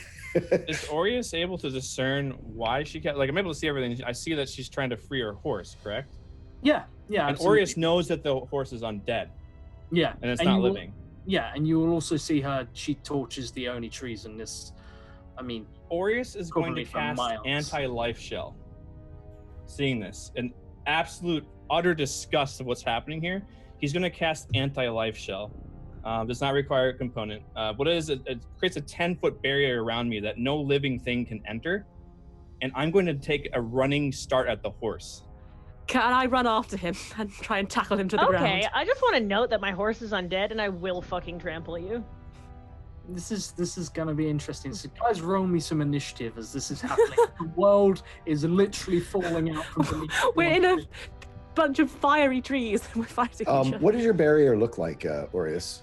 Or the barrier is just basically like, it's from a druidic point of view, it would just be a huge ball of just like pulsing, radiating energy that kind of gives off kind of like a floral scent, more of like a freshly mowed grass type of thing, Oh, cool. and it just pulses outwards from me. And I'm gonna start running at the horse, knowing that it's undead. I will be running as well, and I'll be saying, "I fucking hate you lot, you know that." As I'm running after Kazna, Where am I in this sort of lineup? I guess I need Yeah, I a was little gonna initiative. say- Yeah. So what we're gonna do? I'm gonna bring you over to a blank page. Another one of Yay, Josh's it's our famous maps. time.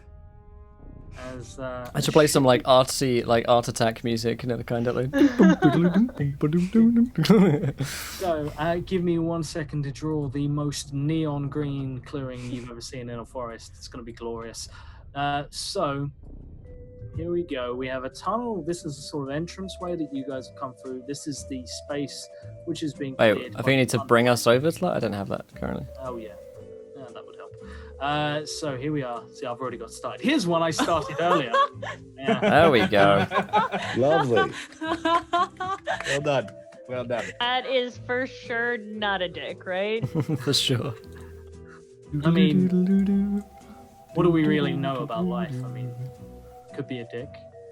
Could be the So dick with an that's an octopus. odd looking. That reminds me of the time. Oh god. That reminds me of the time I saw a gnome, naked. He was very strange, down in a cave. And I was walking in. This is all while like we're in slow motion, like running.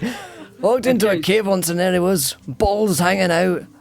Oh, So full grim sight disclosure that from was. people. Full disclosure from people. This is about to be a fight between Aureus is going to kill Morty. Just so I understand, right? No, Aureus has something else in mind, but if people want to try to defend me from doing anything to Morty, something is going to happen. Going to maim Morty. I'm just going to maim him. Don't worry, Kazna. When I catch you, I'm not gonna kill you. I'm just gonna fucking maim you. Okay. That's fine then. Just Here yeah. we have, these are all blots of fire. Well, you should really be alright. Tell you what, the gnome had something similar to that as well. It's quite worrying, really. I That made is something that needs to get checked. I made sure he got it checked out. Local cleric saw to it. Here we go. Let's have initiative. So who's getting involved? Well, I'm going to roll for everyone because there is impending doom coming your way. So we need one from Morty because Morty might have to act independently. We have Zune, Kazna, and Gavin. Oh God, Gregor's here. Gregor. What a fucking 19, mate. Yeah, I know. We're not. It's much like because the mind said natural sprinters. Oh, God damn Very it. dangerous over short distances. Very dangerous over short distances. Did I miss anyone? Don't think so. There we go. So while I put everyone in, I believe going first, let me just check to see if Morty rolls like an absolute boss. Morty gets his own turn. 17. Morty just like fucking kills Aureus. Like what? When did he get that power? That's the Aureus killing power. He does indeed. Best. So, Aureus, being the person who's sort of done this and doing this quite off the cuff, I imagine from the outside it's very difficult to see why Aureus would do this. All right, our tower is you wanna over. Get a surprise round. So, unfortunately for everyone, Aureus is going twice before anyone else, which is the shitty thing about rolling crap initiative. So, if you want to tell me what you do, as I just saw the rest of the initiative order out, you guys are pretty much everyone's arranged sort of in this vague area. Put you all in blue, nice cool blue, to counteract the fire. Everyone's sort of here. Okay. I imagine you guys are clustered, so I mean, we were. yeah. Well, what a error. Okay, so I'm going to take a running start at Morty with my Okay. anti-life shell up, and Yeah. so anything that basically the only thing that can enter the anti-life shell is if you were to undead can enter it basically. Yes, So indeed. nothing living can enter it. So I'm going to run up to. Yeah. I'm going to run up to the horse, and I am going to just stand there. I'm just going to stand there, and I'm going to say, "We need to leave." First things first. I need a dex save from Zune, because Zune, you're going to be pushed off the horse because the horse can enter, and you most definitely. Actually, oh god, no. Yeah. So actually, Aureus, you Only watch half as of her her can enter. feet. You watch as her feet pass through the edge, and her hands are pushed out. You are basically she's half in, half out on Morty's back. That's not possible. I will tell you right here and now. Zune, you are now half in and half out. You are unable. You are actually sort of slightly off center. Can I make some sort of dex check to make it not as obvious? Yeah, give me a dex save to try and. Nothing worse than half in, half out. Another thing that gnome taught me. I want to try and make it seem like I bounced off the barrier somehow. I'm gonna say on a 14, he's really close to you and he's caught you off guard. You can do it. I mean, you can pull yourself. You can roll back off Morty if need be, or push yourself back so you are literally on Morty's flank. I'll roll completely off Morty and hope that he was more concerned with the horse in his face, and I just kind of. Aureus, you absolutely saw that. You almost got kicked in the face by her, unfortunately. So as I approach, her feet don't move, but half of her body moves. And then I roll back off the horse. Yeah. It's just. But her feet were in the shell. That's the important. That's not possible. And Aureus, seeing this, his original statement of telling his party to run, this surprises him, and he looks at Zune and he says, "You are not alive." And then I think I have a couple seconds. "You are not alive." And I turn to the dwarf and Gavin and I say, "We need to leave now. There's no time for this farce." Right, let's just fucking go, mate. I just look at him like he's fucking moronic. Like that's what we were trying to do anyways. And I call Morty to me to get him out of the shell, remount him, and then start running, unless we're still in combat. Okay. Well, I mean, as if we're in combat now, I guess my action would be then to, after a movement, just to cure wounds on myself, because I level 1. Yeah, you can cure wounds yourself. Just so you know, Aureus, you are hamster balling. You see, all the floor is roots, so your ball can't actually touch the floor, which means you are now in a hamster ball. You are necking it out of there. One of those things that they go down the hills, like zorbing. Is it zorbing? Yeah. Because the plant life also can't enter it. So basically, I'm like rolling him. You guys, wonderful thing about anti-life shell. Anyone on the outside is incapable of moving it. I'll tell you right now, you could ram that thing with a kraken and it wouldn't budge if the person. I got a fucking kraken a ram. Ooh. You know what, Josh? Mm-hmm. Reading the fine print there, as soon as it hits Zune's chest, doesn't the spell dissipate? Oh, that's right. If you move through the affected creature is forced to pass through the barrier, the spell ends. Wasn't forced, could move back, had to move back.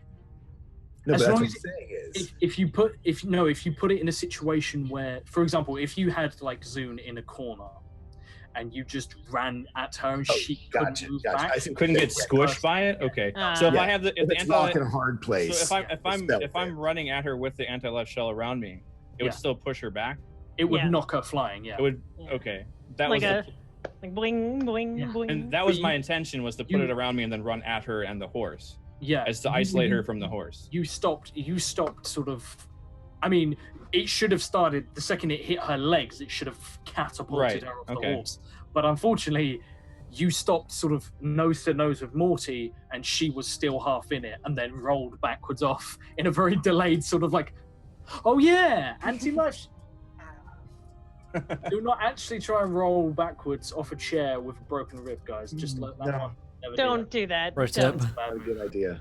So, I guess as you guys are running, we'll stick with the initiative order. Everyone just give me an athletics or acrobatics, depends on your particular persuasion, as you try and make your way out of here. There we go. Yeah. Okay. Athletics or acrobatics? Yeah, I need 12. So you guys come out and find yourselves like the last member of the party, Gregor, emerges very bloodied and beaten, but you get tripped up, you get caught along the way, along just snagging roots. It doesn't do any damage, but it impedes your progress. Everyone apart from Aureus, who is now double unimpeded, as stuff literally cannot stop him. And Aureus, you sort of get to the plane and your feet once again touch the floor, as you can now. There's no life interrupting it. And you see that you've probably got about maybe a mile between you and the edge of this landslide, and it is gaining rapidly on you guys as everyone emerges to see that the world is collapsing. So I see this? Oh, yeah. Well, looking back at the forest that is now on fire and shattered, and the horse is still in the forest, right? It's emerging now, like it's literally sort of in the opening. Fucking horse. I'm not gonna say a word about. I'm gonna look over to Gavin and the dwarf in their general direction, not paying attention much to the two drow. I'm going to point in the direction of which the world is crumbling, and I'm going to say, "Run!" And I'm gonna start running. Okay. So is everyone running? Yeah, safe to say I'll run. Where is Boreas in Relation to me and the end of the world. in relation to the line, and I guess he has that. I would know an anti-magic shell or whatever it is that he Anti-life cast. shell. Yeah. Not today, then, Boreas. There's no way you could get in that thing. No, I was thinking about casting grease so that the landslide would happen to take our poor druid friend, but however, he has managed to protect himself unwittingly. I'm going to kill you.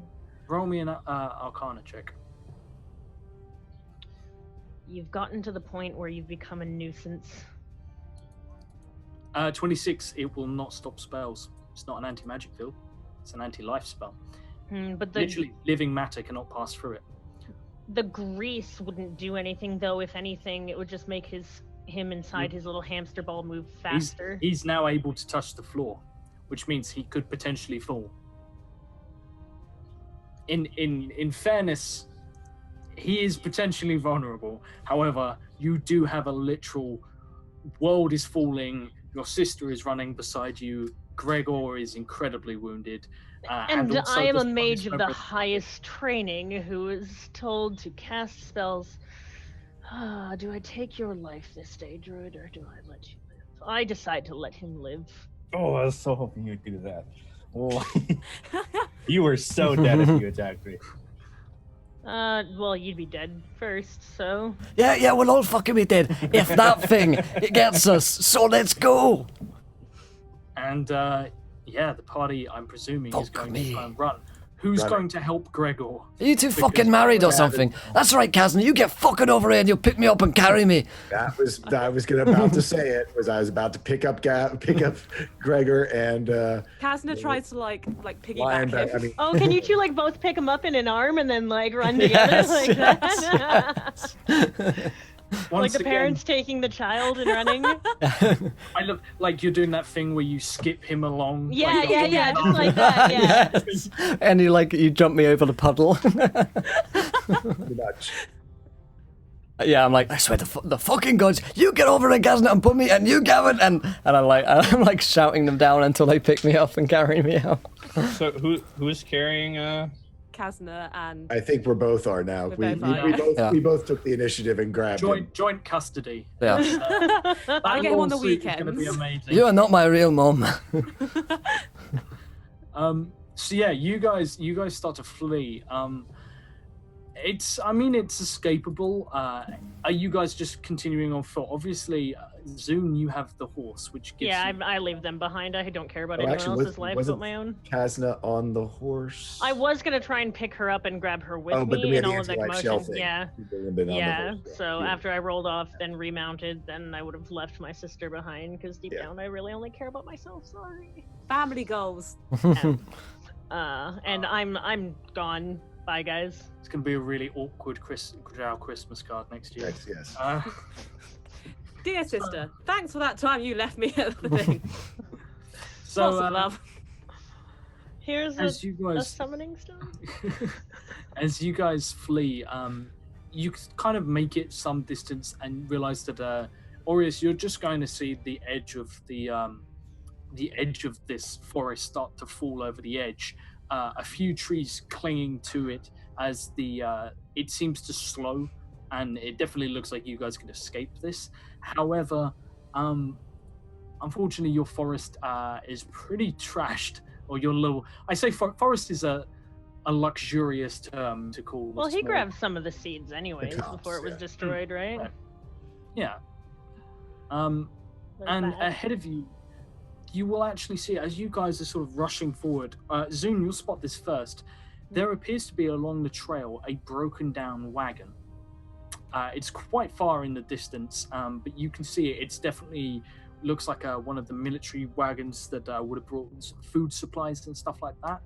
And you've sort of put some distance between you guys. Can see that ahead. In typical drow selfishness, I head to the wagon. Okay, cool. So you guys watch as Zoom sort of books it away.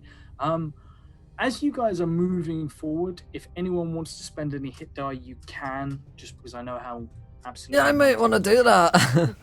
Now you mention it. Let me find my hit die. The D10, right? Yeah. Indeed. All right. You can roll up to half as many as you have, so... Okay, I probably shouldn't need too many. 10 plus 3 is 10, 4, 8. Yeah, let's spend half of them. Why not? Fuck doing maths, let's just roll them all in, add them up. 26, 34, 44 maths. Okay. And you guys see that Zune is moving ahead, and it's got to... I'm going to say, given the fact that, travel... You guys have moved quite some way. Oh, nice. Nice, Kazna. Whoa, Kazna. Good, Kazna. Hey. Come now. You guys have sort of made quite some progress towards the Black Mountains. Maybe about halfway there, as you have been outpacing the crushing end of the world and already made your way some way from the battlefield itself. So you're making progress. But Kaz, Zune... so have we had to basically keep running to stay in front of this the whole time? Okay. Yeah. As opposed to make you roll continuous athletics checks. Well, here's the thing is, so the wagon was broken? No, this is up ahead. Oh, okay, gotcha. Yeah, the things have sort of started to calm down behind you, Gotcha. and up ahead, far in the distance, is this wagon that is broken down. It's just a speck on the horizon in comparison to where it is for Zoom, as she can canter towards it on Morty. Morty seems a little bit worse for wear, as if might have hurt himself a little bit in that prison, and Gwendolyn might have hurt him, and also Gavin might have hurt him. So he's enjoying letting off some steam, opening it up, and he really gets into a stride. So you make some considerable distance ahead of the party and find yourself coming up on a wagon that's quite clearly one of the wheels has come off. This is a four-wheeled wagon, clearly drawn by several horses, which are not around. And it's like you can see stacked up next to it are a few opened ration packs that are pressed against the wheels, and it looks like the canopy has been closed. Whether or not there's anything left there, you're not sure, but I'm Could going to Morty find pull this out thing? because I like free stuff. First thing I want to do though is check this brand on Morty. Okay. Any Arcana or religion check to get anything from it. What does it mean? What does it mean for Morty? Can I get rid of it if need be, etc.? Can I add a little just flavor? Because how I always imagined the basically sort of, if you think of Thor's hammer, but instead of that, basically if you think of the symbol from the movie The Crow, sort of the outside thing, that would be what would be on the side of it, which went kind of up against his nose. Don't know whether it left that impression or not. It might have just left a square, but just to our DM, that's how I always pictured the Mall of the Raven Queen. It is a, as you say, a relic. It's a ceremonial. It has some flourish. Yeah. Susanna, thank you for the host, my friend. Wings, almost it's spread. It's very jagged at the edges, and it's not entirely there. You notice that it's just the right wing and sort of the beak and face, but and the main head of it. But it's half a brand, and it's definitely it's on there for good. You would need to do something. You're not really sure how to heal Morty being dead. Yeah, I'm curious. I'm just more so for characters wondering now that she has a moment alone what that means between her goddess and this one, because obviously Kyriansely made Morty undead, and the Raven Queen is now acknowledge this. Do you know that? I do know that. I'm quite positive. At least my character knows that. Morty, Player, I have no idea. Morty just kind of showed up. That is true. That would be very strange. The Raven Queen making something undead, though? That doesn't seem real. But there are the vampires. I was going to say, she took the vampires, but he had also burned him. I don't know. Me and you both have to figure out this whole undead. Where does Morty fit between the two of our gods? Maybe she is, what's the elven? The goddess of the moon, who's the elves' death. Who knows? Maybe it's another whole different. Let's throw another dead god in there. They're all super powerful right now. Josh, how in immediate danger are we still? Have we escaped this, or is this still? No, you guys have sort of escaped the okay. The land. It's stopped sort of just at the edge and taken most of the trees. Okay, so we've got some time to fuck around with this wagon. Yeah. Once I've put me down. That, nothing interesting theologically has come of this, and I'll have to put it together on my own over time. I'll approach the wagon and looking for spell components and other such things. I ask to be seated down in the wagon. Roll me an investigation check, as you guys are still catching up with Zune. You see her sort of there. We're gonna land there. So maybe a couple of 100 feet in front of you. You guys are sort of making a steady jog, I guess, towards Zune. You see Morty as sort of there, Zune examining him, and Zune, you walk over. What did you roll for an investigation? I was looking for spell components. Spell book's always my first priority. Cool. Unfortunately, I'm going to have to ask everyone to re-roll initiative as you reach out to pull back the flap, and the flap merges with your hand. Fuck. Flaps, and you meant to do that. It's a fucking mimic, isn't it? Blame chat. Oh, you're right. You, I just Chat. remembered that. Who put that? Fuck you, chat. Fucking chat.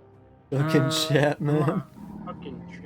We can't just have one nice thing. It's always, Can we? oh, you gotta have Dracoliches attacking you. Oh, there's a mimic. Oh, we're Twitch chat. We're so funny. It's almost like you've got some kind of fucking attitude problem that encourages it. I don't know what you're talking about. All of the owl. Gregor. I'm on their side, fucking bring it. Oh, God. I can't have nice things, they better fucking not. So, Aureus on a 20 again. Nice, solid. So, let me reorder this and I will make my roll for... Since we start round 1 of combat. I'd like to make it known that I need to break something very quickly. Doesn't matter what, just something. Literally anything. I will break a thing. So, this thing is going last, but it's going first in the... No, it's still beating Gavin, but it's going first in the... We actually, Calamity, we actually have taken a top 3 ideas from the straw posting, who's been smashing through followers. God damn. At the moment. We'll probably do another viewer decision. I think we're at 79 followers, so when we hit 80, we'll do another. Cool, okay. Right, this is going to be fun, as this, you can't just have a mimic, it's got to be an elder mimic. An elder mimic. Of course. Of course it is. That means it's we can't just That makes have sense. regular. You know, that's fine. It's like weak and frail Well, and we're all old. at half hit points. And I'm an exhausted and You plagued. didn't write to me for Drow Christmas. I'm an elder mimic. I've been a spoon for 10,000 years. So, first up, you guys are maybe 100 feet away from Zune as this kicks off, and it is Aureus up first as you watch as this thing is going to sort of grab hold of her, and she's going to take some damage in a second. You see it hurt her. I'm just bringing up the stats for an elder mimic. But I don't even know if it's a thing. how do you react? It's most definitely. Chat would not create some bullshit that I then have to wing. No, that's not chat at all. I mean, how long have it been? I still have my anti-life shield up, correct? Yeah, I'm gonna. How long does it last for? You got For an hour. Oh, you got lots of time. Okay, you yeah. probably got about 20 minutes left on it. Yeah, I'm about 100 feet away from it. I see her. I can see that she's clearly being grabbed by this thing, right? Yeah, you probably hear her call out in shock as this is going to hurt. I'm going to start dashing at her and Morty and hold my action. Okay. Being that far away, which I believe is dashing's double the speed of your normal pace, correct? Yep. So that would be 70 feet for me. So I'll be within about 30 feet at the end of my turn, Indeed. and I will hold my action. So that's that. We've got. It's going to. Morty's going. Sehanine Moonbow, the one who sold out Lost in the Dark Seldrine, that fucking little bitch. Oh, have we just discovered who we were talking about? Yeah, Yes, Sehanine sorry. Moonbow is the daughter of Coralon, the elf god, and then Loth was betraying her consort, and that is Sehanine Moonbow, the one that caused the whole Dark Pantheon to go to the Underdark. Fuck her. Oh, wonderful. See, Morty. Morty's great. Classic Morty. So, you are going to take some damage. So let me just roll the damage for this as. Pray for low damage, because I don't have a lot of health right now. Goddamn, I can type. I know how to type. All right, I searched for Elder You're Mimic. not drawing this out for any reason, you know? No. I searched for stats of an Elder Mimic. I couldn't find anything, so I had to make up some shit. Oh, Good. man. That's 19. If he's the size of a wagon, he's pretty elder. Pretty eld. He's pretty eld. Eld. He's eld. He's like as eld as me, man. Bro, you're so eld. So eld. Oh, man. And where are we? Yeah, so yeah, you take you're gonna take that 19 bludgeoning damage as this thing rolls pretty well actually. I am at 2 hit points. Good. Kazna, are you going to fight it? Yes. No, I'm not going to fight what's happening to me currently, but I'm going to Okay. fight that mimic. I'm not going to fight this feeling, but I can't fight this feeling anymore. I've forgotten what I started. So. Okay, so Kazna, Gregor and Gavin, you are next to Kazna. You will watch as Kazna's face almost sort of becomes transparent, as you can see beneath her sort of jawline, teeth set within her jaw, and she sort of seems to go an odd red shade as sheer rage takes over her, and her musculature sort of ripples ever so slightly as she roids up a little tiny amount. Yeah, she tall scores up a little bit on that, not that it's just by sheer strength. Nonetheless, not everyone can be as benched as Squall, so other people need to use Baylor blood and other stuff. You have Baylor blood's the best. Get it at your local GNC. Yeah, absolutely. I take it every morning. Dude, I totally would take that supplement. If someone made like Baylor blood creatine or protein powder, I would take it like that. now a brief message from our sponsors. I have a Baylor shake every morning to stay in shape. Indeed. So you have your new rules for Hell Hath No Fury, because that is something that is going to kick in for you. And it is it is Morty's turn. So Morty is going to make an attack against this son of a bitch who's attacking his rider. Fuck this thing. And will miss spectacularly, unable to get in as this whole thing this cart begins to change shape, ripple, and it sort of the color seems to melt out of it as it just starts to resemble this giant piece of putty, as vaguely shaped in wagon sort of size. And it is now Gregor's turn. Gregor. Well, fuck a duck. I'm gonna, I'll get my... Let's see, how many HP am I on? Oh, I'm doing fine. What can this thing do? I have 24 AC. So I will, I'll like, put me down! And I'll, rush over towards the creature. Don't toss me! And swing my great big dwarven axe. In fact, sorry, my hammer at it. You are not going to make it to it this round. You are sprinting In that case, I'll move action, and then I will Eldritch Blast. Cool. Okay. So, Which is an attack roll, I believe. Sorry, I'm looking it up things I haven't used in so long. I'll make a ranged spell attack against the target. My ranged spell is only +5, so we'll see. Nope, 10. cool. On a 10. Yeah, you sail past this thing, unfortunately, but there's sort of like a crackle of. It almost sounds like a hammer hitting an anvil, as this bolt of energy just shoots out of your fingertips. Unfortunately, not hitting the mark, but you rush closer. It is now Kazna. You're up. Is it possible at all to get there on this turn and You use are an action? not going to be at no, absolutely not. You were gonna, unfortunately, given the fact that Zune really wanted to get first pick, she now is stranded for at least one turn. I'm going to use all my action to get as close as I can. Cool. You get within about 30 feet of this, but that's like you full on sprinting, She's just full on screaming as well as Yeah. she goes. incoherent, just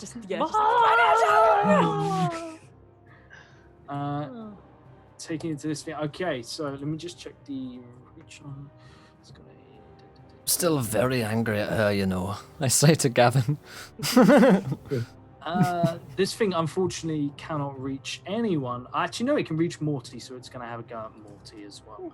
So, Why is everybody trying to kill my horse? I think at this point the horse is more trouble than it's worth.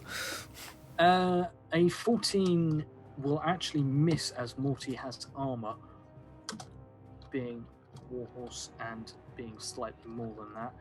However, the second attack is coming for you, Zune. So, does a 15 hit you? Dang. Oh dear. Yes, I have an armor of 12, so Oh dear.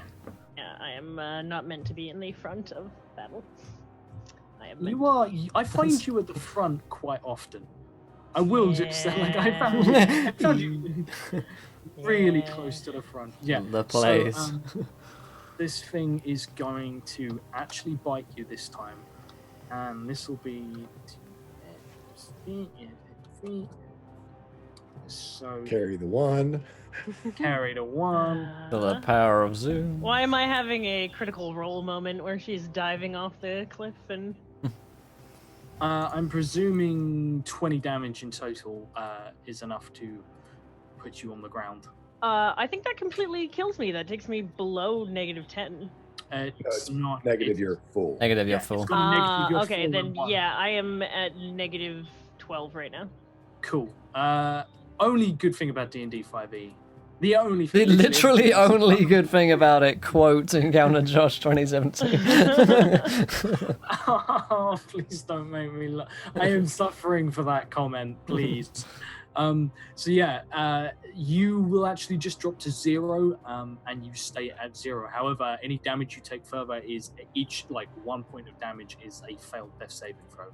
So every attack. I got this. My goddess is the goddess of undeath. I'm good.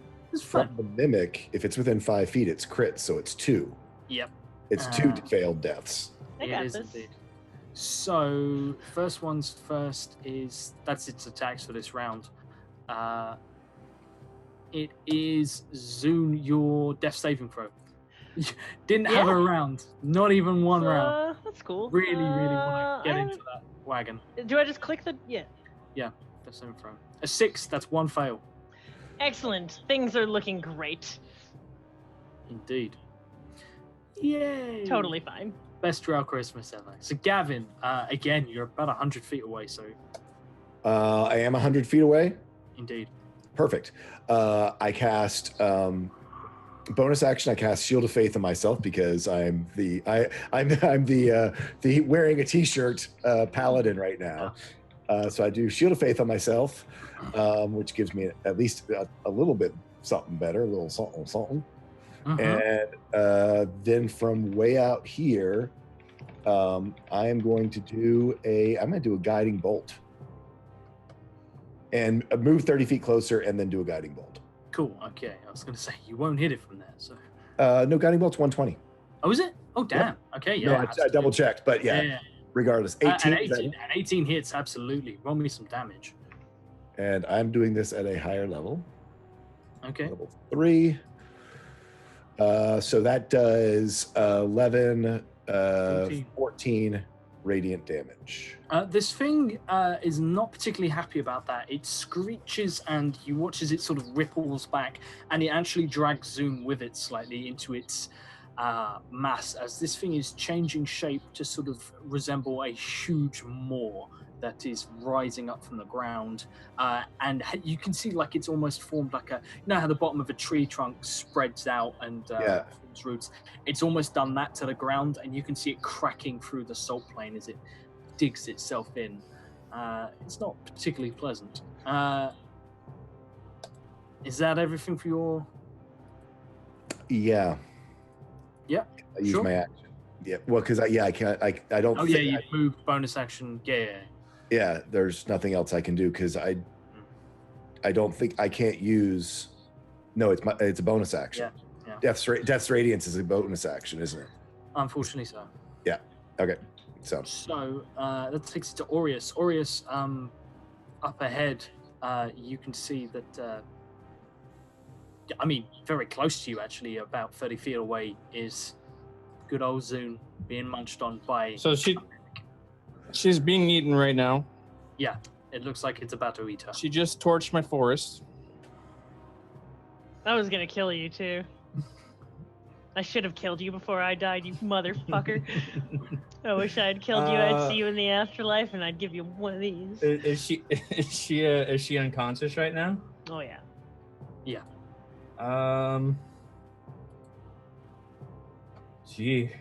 So what Aureus is actually going to do is he's going to, with his life berry up, he's going to approach this thing in the maw. He's going to see what happens. He's going to get within 10 feet of it and see if it actually pushes back this creature. He's going to move 20 feet forward. I think about what, like, 3 feet from it. So yeah.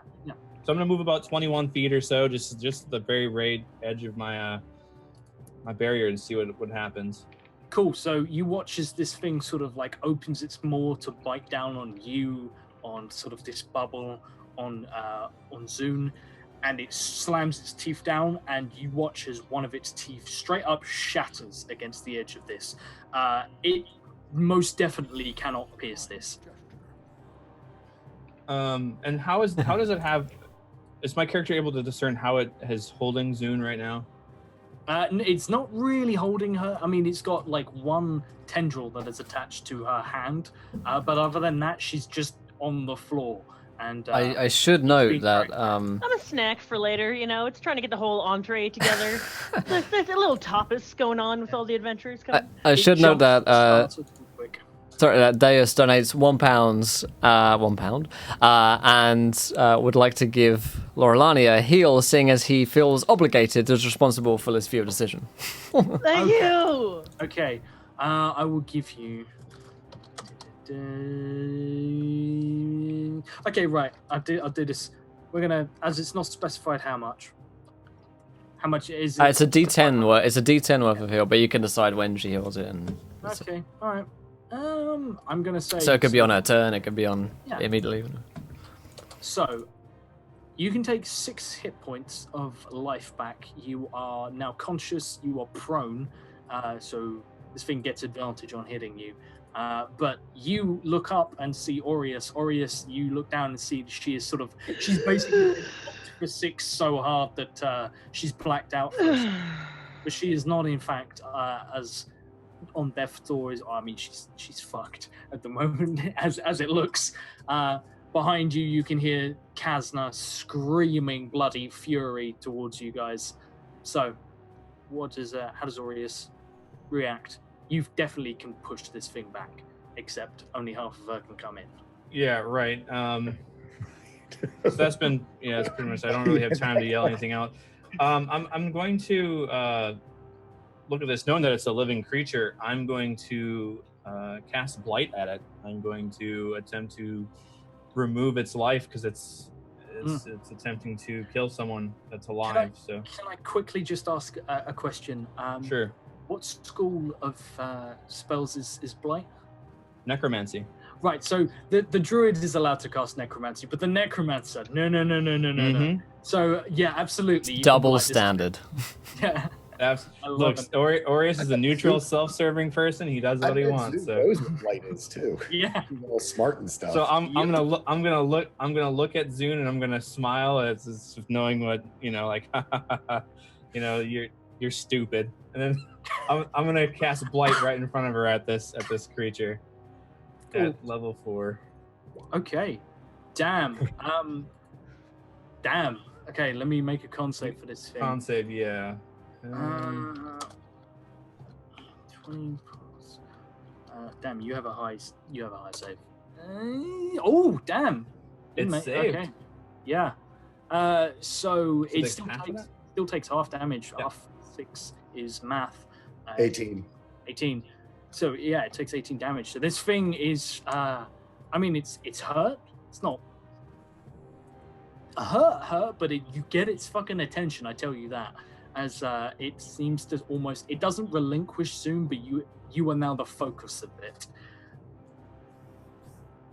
And that'll end my turn. And if I have time to, I'm going to yell.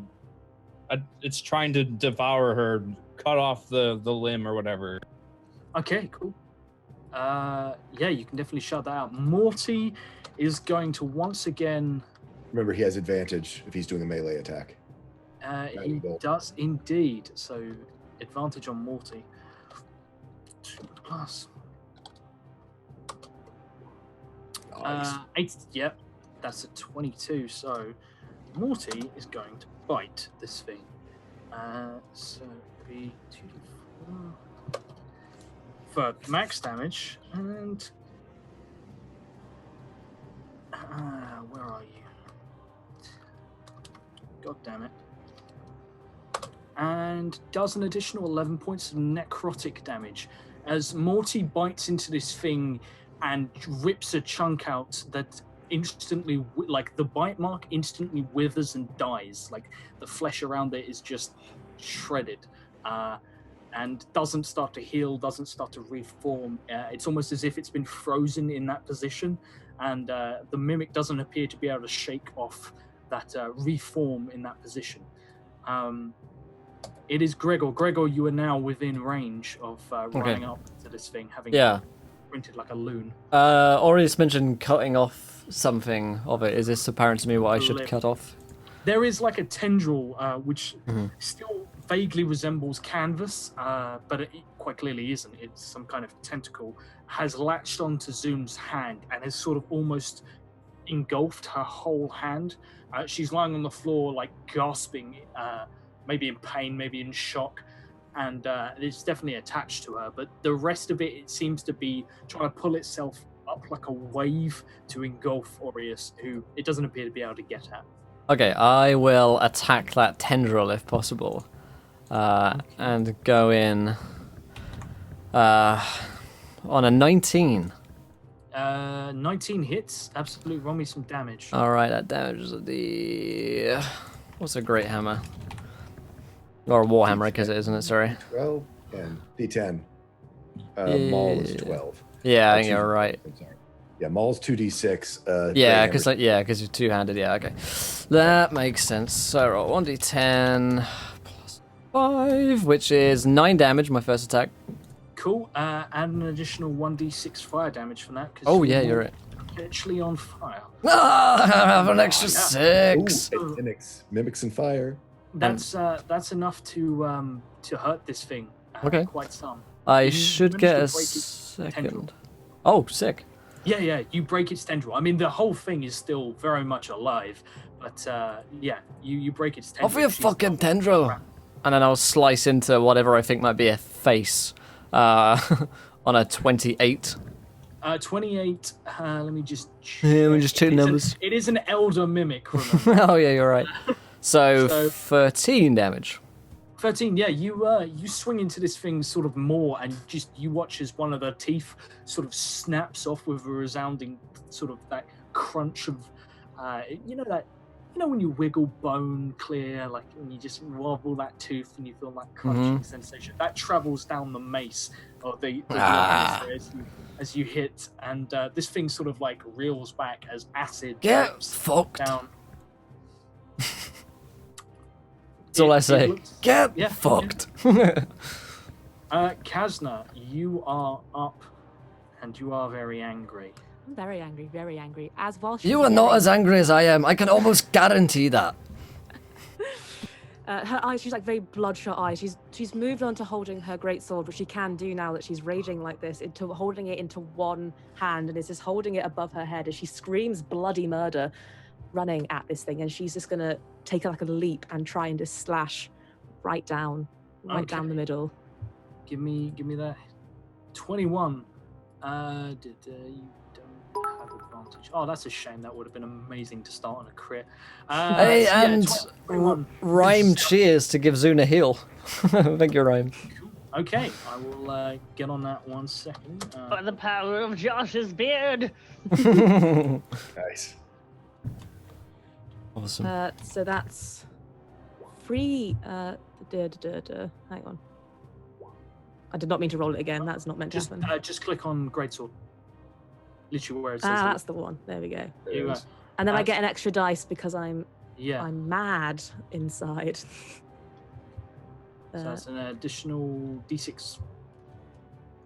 Is it +4 again because of? Oh no, that's just because of the overall thing. Okay. So 13 for the first swing, and you get a second swing as well. Can I use the one that I accidentally rolled? Yeah, sure. Yay! That's a 23 then. Cool. Give me And roll me some damage. it's a 5. Okay. So that would be a 15 overall in that second one. Okay. This thing is starting to really quite suffer. Zoom, you are healed for 5 hit points as sort of death itself clings to you, and instead of bringing you further, brings you further down a very different path, but not a path that ends abruptly, it seems. And it is this bastard's turn. He now has a plethora of targets, so I'm going to roll a d4, see what he's going for. Okay, he goes for Kazna because he's pretty fucking angry at Kazna for. I'm assuming his It's gender. fine. I'm saying he shouldn't do such things. So first of all, how does a 22 suit you? Could I react to use my shield? You can indeed. Shield. Okay. What's your AC? Good question. 17. 17. Yeah, that's just no. That's not that. No. Nope, he still hits. Yeah, Oh, he still damn. hits. So, you were going to take, hold on, 1d plus 3. You're going to take 12 bludgeoning damage, and this thing has grappled you, and he's then going to try and make a second attack. Do I get to halve that because of the Hell Half No Fury perk fun thing? Unfortunately, you do, yes. Yeah. We're gonna be fine. 17 plus 6, so another resounding hit. And okay, so this one is 2, and then words. So you will take another 15 damage, which is of different. Some of it's acid, but you halve all of it, unfortunately. Yay. So that's goddamn, total of 7 damage. I'm gonna have to kill you with something really nasty. I mean, or you could let me live forever. So yeah, this thing sort of wraps a tentacle around you, and what looks like it was once a mooring, sort of almost like a guy rope holding the canvas down, suddenly whips from the ground, grabs hold of you, slams into you, wraps around you, and it tries to bite you, and just is struggling to get a purchase on you. You're struggling to give a shit, and it's also sort of like half got Aureus's bubble in his mouth. But Zoom, you are now entirely inside this thing's mouth, but there's no bottom to it. You're on solid ground. It's just the top jaw has moved over you like a great wave and is now unable to come down because it's blocked by a giant fucking bubble and your sister being pissy. I reach deep inside me for my magic, and having just been looked at like I'm a moron while somebody's casting a spell that I'm very familiar with, I cast Blight, and I cast it at 5th level. Cool. And I wait for bad things to happen. You take 19 psychic damage instantly. Is that before or after I do the 42 damage? I'm going to give you the damage. I'm going to give it to you as you are literally in this thing's mouth. However, you are instantly dropped, and you haven't had a long rest, so you were still at 1 fail of a death saving throw. Mm-hmm. Not pleasant at all. That hurt. So, Arrow, how does this damage sort of take form? Does it show in any way, or is it just psychic damage? This is your spell, so I'm going to let you flavor it. You are muted, so I'm presuming it is like the most silent of There's birds outside the window, so I don't want. Okay, so anyways, when she casts this, she very vividly sees the image of my god, Sylvanus, and Sylvanus himself is saying that necrotic magic is used to hold balance of nature, not to serve oneself. And then this is a painful reminder to you. And like you had better fucking hope my character stays dead. Is all I'm gonna say. Just out of curiosity, what does Sylvanus look like to you? Sylvanus has seen Orius has seen Sylvanus twice before. He's actually in the form he is now, and at this point in time, he's an old man, but he's got a big 2-handed hammer, very, wearing leafy type clothing, just as an old hermit type man, and he's got a crown of kind of like thorns and leaves, and he's got a Sylvanus's hammer with him at all times. He's a long white beard, very old. Yeah, he's not very threatening. He's the god of nature, so. He's quite wild looking. Like his hair sort of resembles like a foliage of a tree. He's, pretty much entirely nude, just wearing sort of like leafy appendages, as so tactfully put. Wearing leafy appendages. Yeah, indeed. Just the single oak leaf.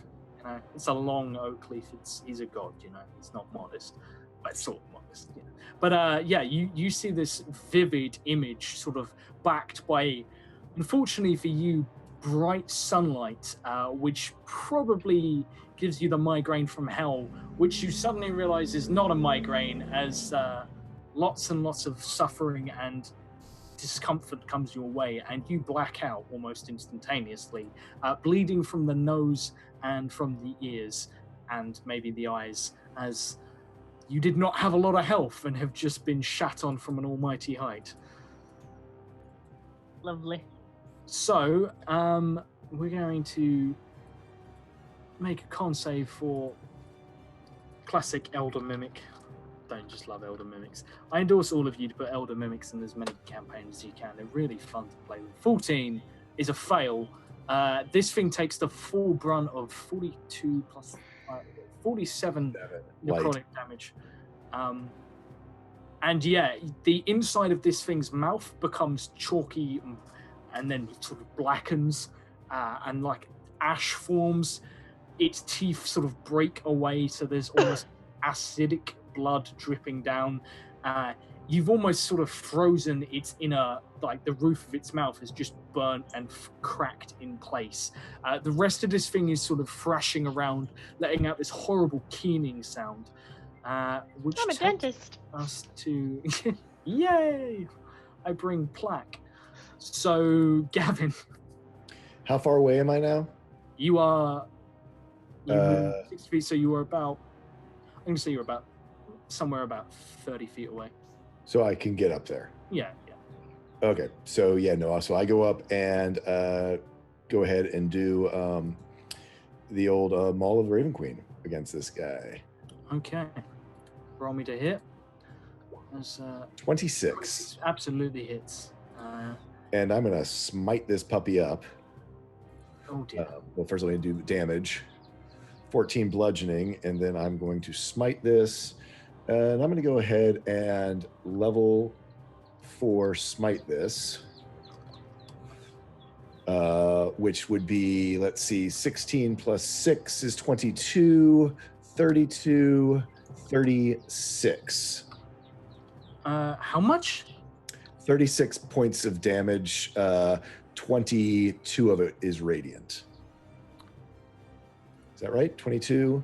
Yeah, holy shit. Okay, 32, 36, yeah. Okay, so would you like to describe how you utterly fuck this thing as So Gavin just comes up and makes the just huge double-handed open swing into this. I mean, it's swinging like a baseball bat. Yeah. As it's basically all but look like it swallowed Zune, and just says, you shall not do any more harm to anyone on this plane, fiend, and just basically, you said it's kind of looking like a wave over it, basically blasts the top of it, and as it passes through, the radiant damage flows down into it and just explodes it outwards. Cool. Okay. Yeah, so hold on, Aureus, you kind of see like the ripple, the bubble that you are currently in, sort of like it ripples, it doesn't cave in any way, but just a shockwave from this hit as radiant damage sort of pulls out. It comes down, and like Zune, just as you sort of black out, you see what looks like sunrise as the absolute blackness of the ceiling that you were staring at, that is was a mimic a second ago, cracks, and sheer blinding radiant light sort of sweeps over, almost like a PowerPoint fast wipe from screen to screen, and then you are out cold. Well, let me finish up my turn. So okay, I'm going to, as my bonus action, use my channel divinity, Death's Radiance, and so as this blinding sunrise passes over Zune, it turns to this black energy of the Raven Queen that flows into here and heals her for 36 damage. Okay. As I channel the Raven Queen's energy to turn the light of Cuthbert into the healing energy of probably the other way around. Reverse that. Death of the Raven. The killing something for the Raven Queen and healing with Saint Cuthbert. Sorry, got it backwards. So basically, you see sort of Gavin holding his maul outstretched in one hand, as sort of like this necrotic energy sort of burns through this creature, tearing it apart. And as it sort of saps the energy, it runs from his arm, almost conducting through him into coming out the other hand like life. And you put a hand on Zune, and Zune, for the second time in 8 seconds, I think, you're conscious again. You will see Kazna. First of all, you were going to feel more exhausted than you've ever felt in your life, as you immediately drop to 2 levels of exhaustion from raging like that. But you see that as you sort of hit this thing, it breaks away and it leaves a crater, and you realize you're standing on the edge of an outcrop, and just below you is a small cave, it seems. And this cave looks like a shelter, and beneath it is actually another wagon, exactly as you saw the one before, with a missing wheel that has been dragged off, and you can see the drag marks where it's been taken in, as you appear to have found the real wagon full of supplies that was left behind. And on that, I'm afraid we're going to have to end that there, because otherwise I'm going to have to spend the next hour or so holding Aero and Laura Lania as far apart as I possibly can, and I'm injured and hurt, so I'm going to call it there and let you all think about what you've done. Yes. Have a good long I threw a dwarf into the air. Yes, indeed. And I'm proud. So, guys, thank you very much for tuning in to Long March today. Sorry we're wrapping up things quick. It's going to be a quick one tonight because we all have crazy new secret things that we can't talk about to go do. Exciting shit. So I'm going to hand it over to quick plugs, everyone. Yeah, let's do that. Let's go around the cast and crew. Wrapping up 5 minutes earlier today, guys. But let's go around the cast. What did we think of tonight's show? Where can we find you guys online? Let's start with Louise. Hello. Lias, loved the show as always. I love being a level 10, and I love also not being a hero, and I love that I got to thunderwave you into trees. I think it's been a great day for me and a great day for the party in general. You can find me in the meantime on Twitch at Hero X Intelligent, and I just during this episode got affiliated, so shit! hype. Congrats! Congrats! And also on the Twitter at No More No Less, so you can do Congrats. all those Awesome. things and talk to me always. Get some hype. There we go. Fantastic. Oh, Yeah, a fun session today. I'm continually surprised that both the Drow characters in the campaign at their willingness to openly piss off the druid and expect no repercussions. But we'll see how that ends out. So you can follow me at twitch.tv or HoTV. I don't really stream much anymore. I should probably start again, or if not, the same place at Twitter. So awesome. Laurelania. You can find me at Maitia Zimmer on Twitter. Lorelani here. I'm actually going to be kicking up my stream in about 10-15 minutes, and I'm going to be working on my own Underdark campaign where we can talk about more things like Sehinin Mumbo and all the other Dark Pantheon, and I'll be doing my first roleplay session in quite some time tonight, so I'm really excited about DMing because Awesome. it's nerve-wracking, but yeah, good session, and I hope you have a backup character role. Fantastic. And last but not least, Soul School. Hey, you can find me here. I had a great time. Always a fun campaign. Josh does amazing things for us. And you can find me hosting The Vice, my campaign on Saturdays at noon on my station. I put a link into the chat. Love to see you all. We run our channel 100% for charity. And other than that, you can find me Tall Squall all over the social medias and all those things. And yay, Gavin gets to play Peacekeeper once again. However, Aureus did actually manage to piss off Gavin a little bit this time too. So we'll see. I think everyone managed to piss off Gregor today, which was an impressive feat. Pretty much. Yeah. All right, guys, we'll be back tomorrow. Is Wednesday, which means at 1 p.m. Eastern, we're back with Call of Cthulhu, Horror on the Orient Express, and then at 4 p.m. Eastern, we've got Tales from the Yawning Portal continuing on, and we have a new cast member joining us, Zippy Zippo, for that show. So we'll see you guys again tomorrow. Thank you so much for joining us, and we'll see you guys very soon. Until then, try not to roll too many nat ones, because we want to be here laughing when you do. Good night, everybody. Bye.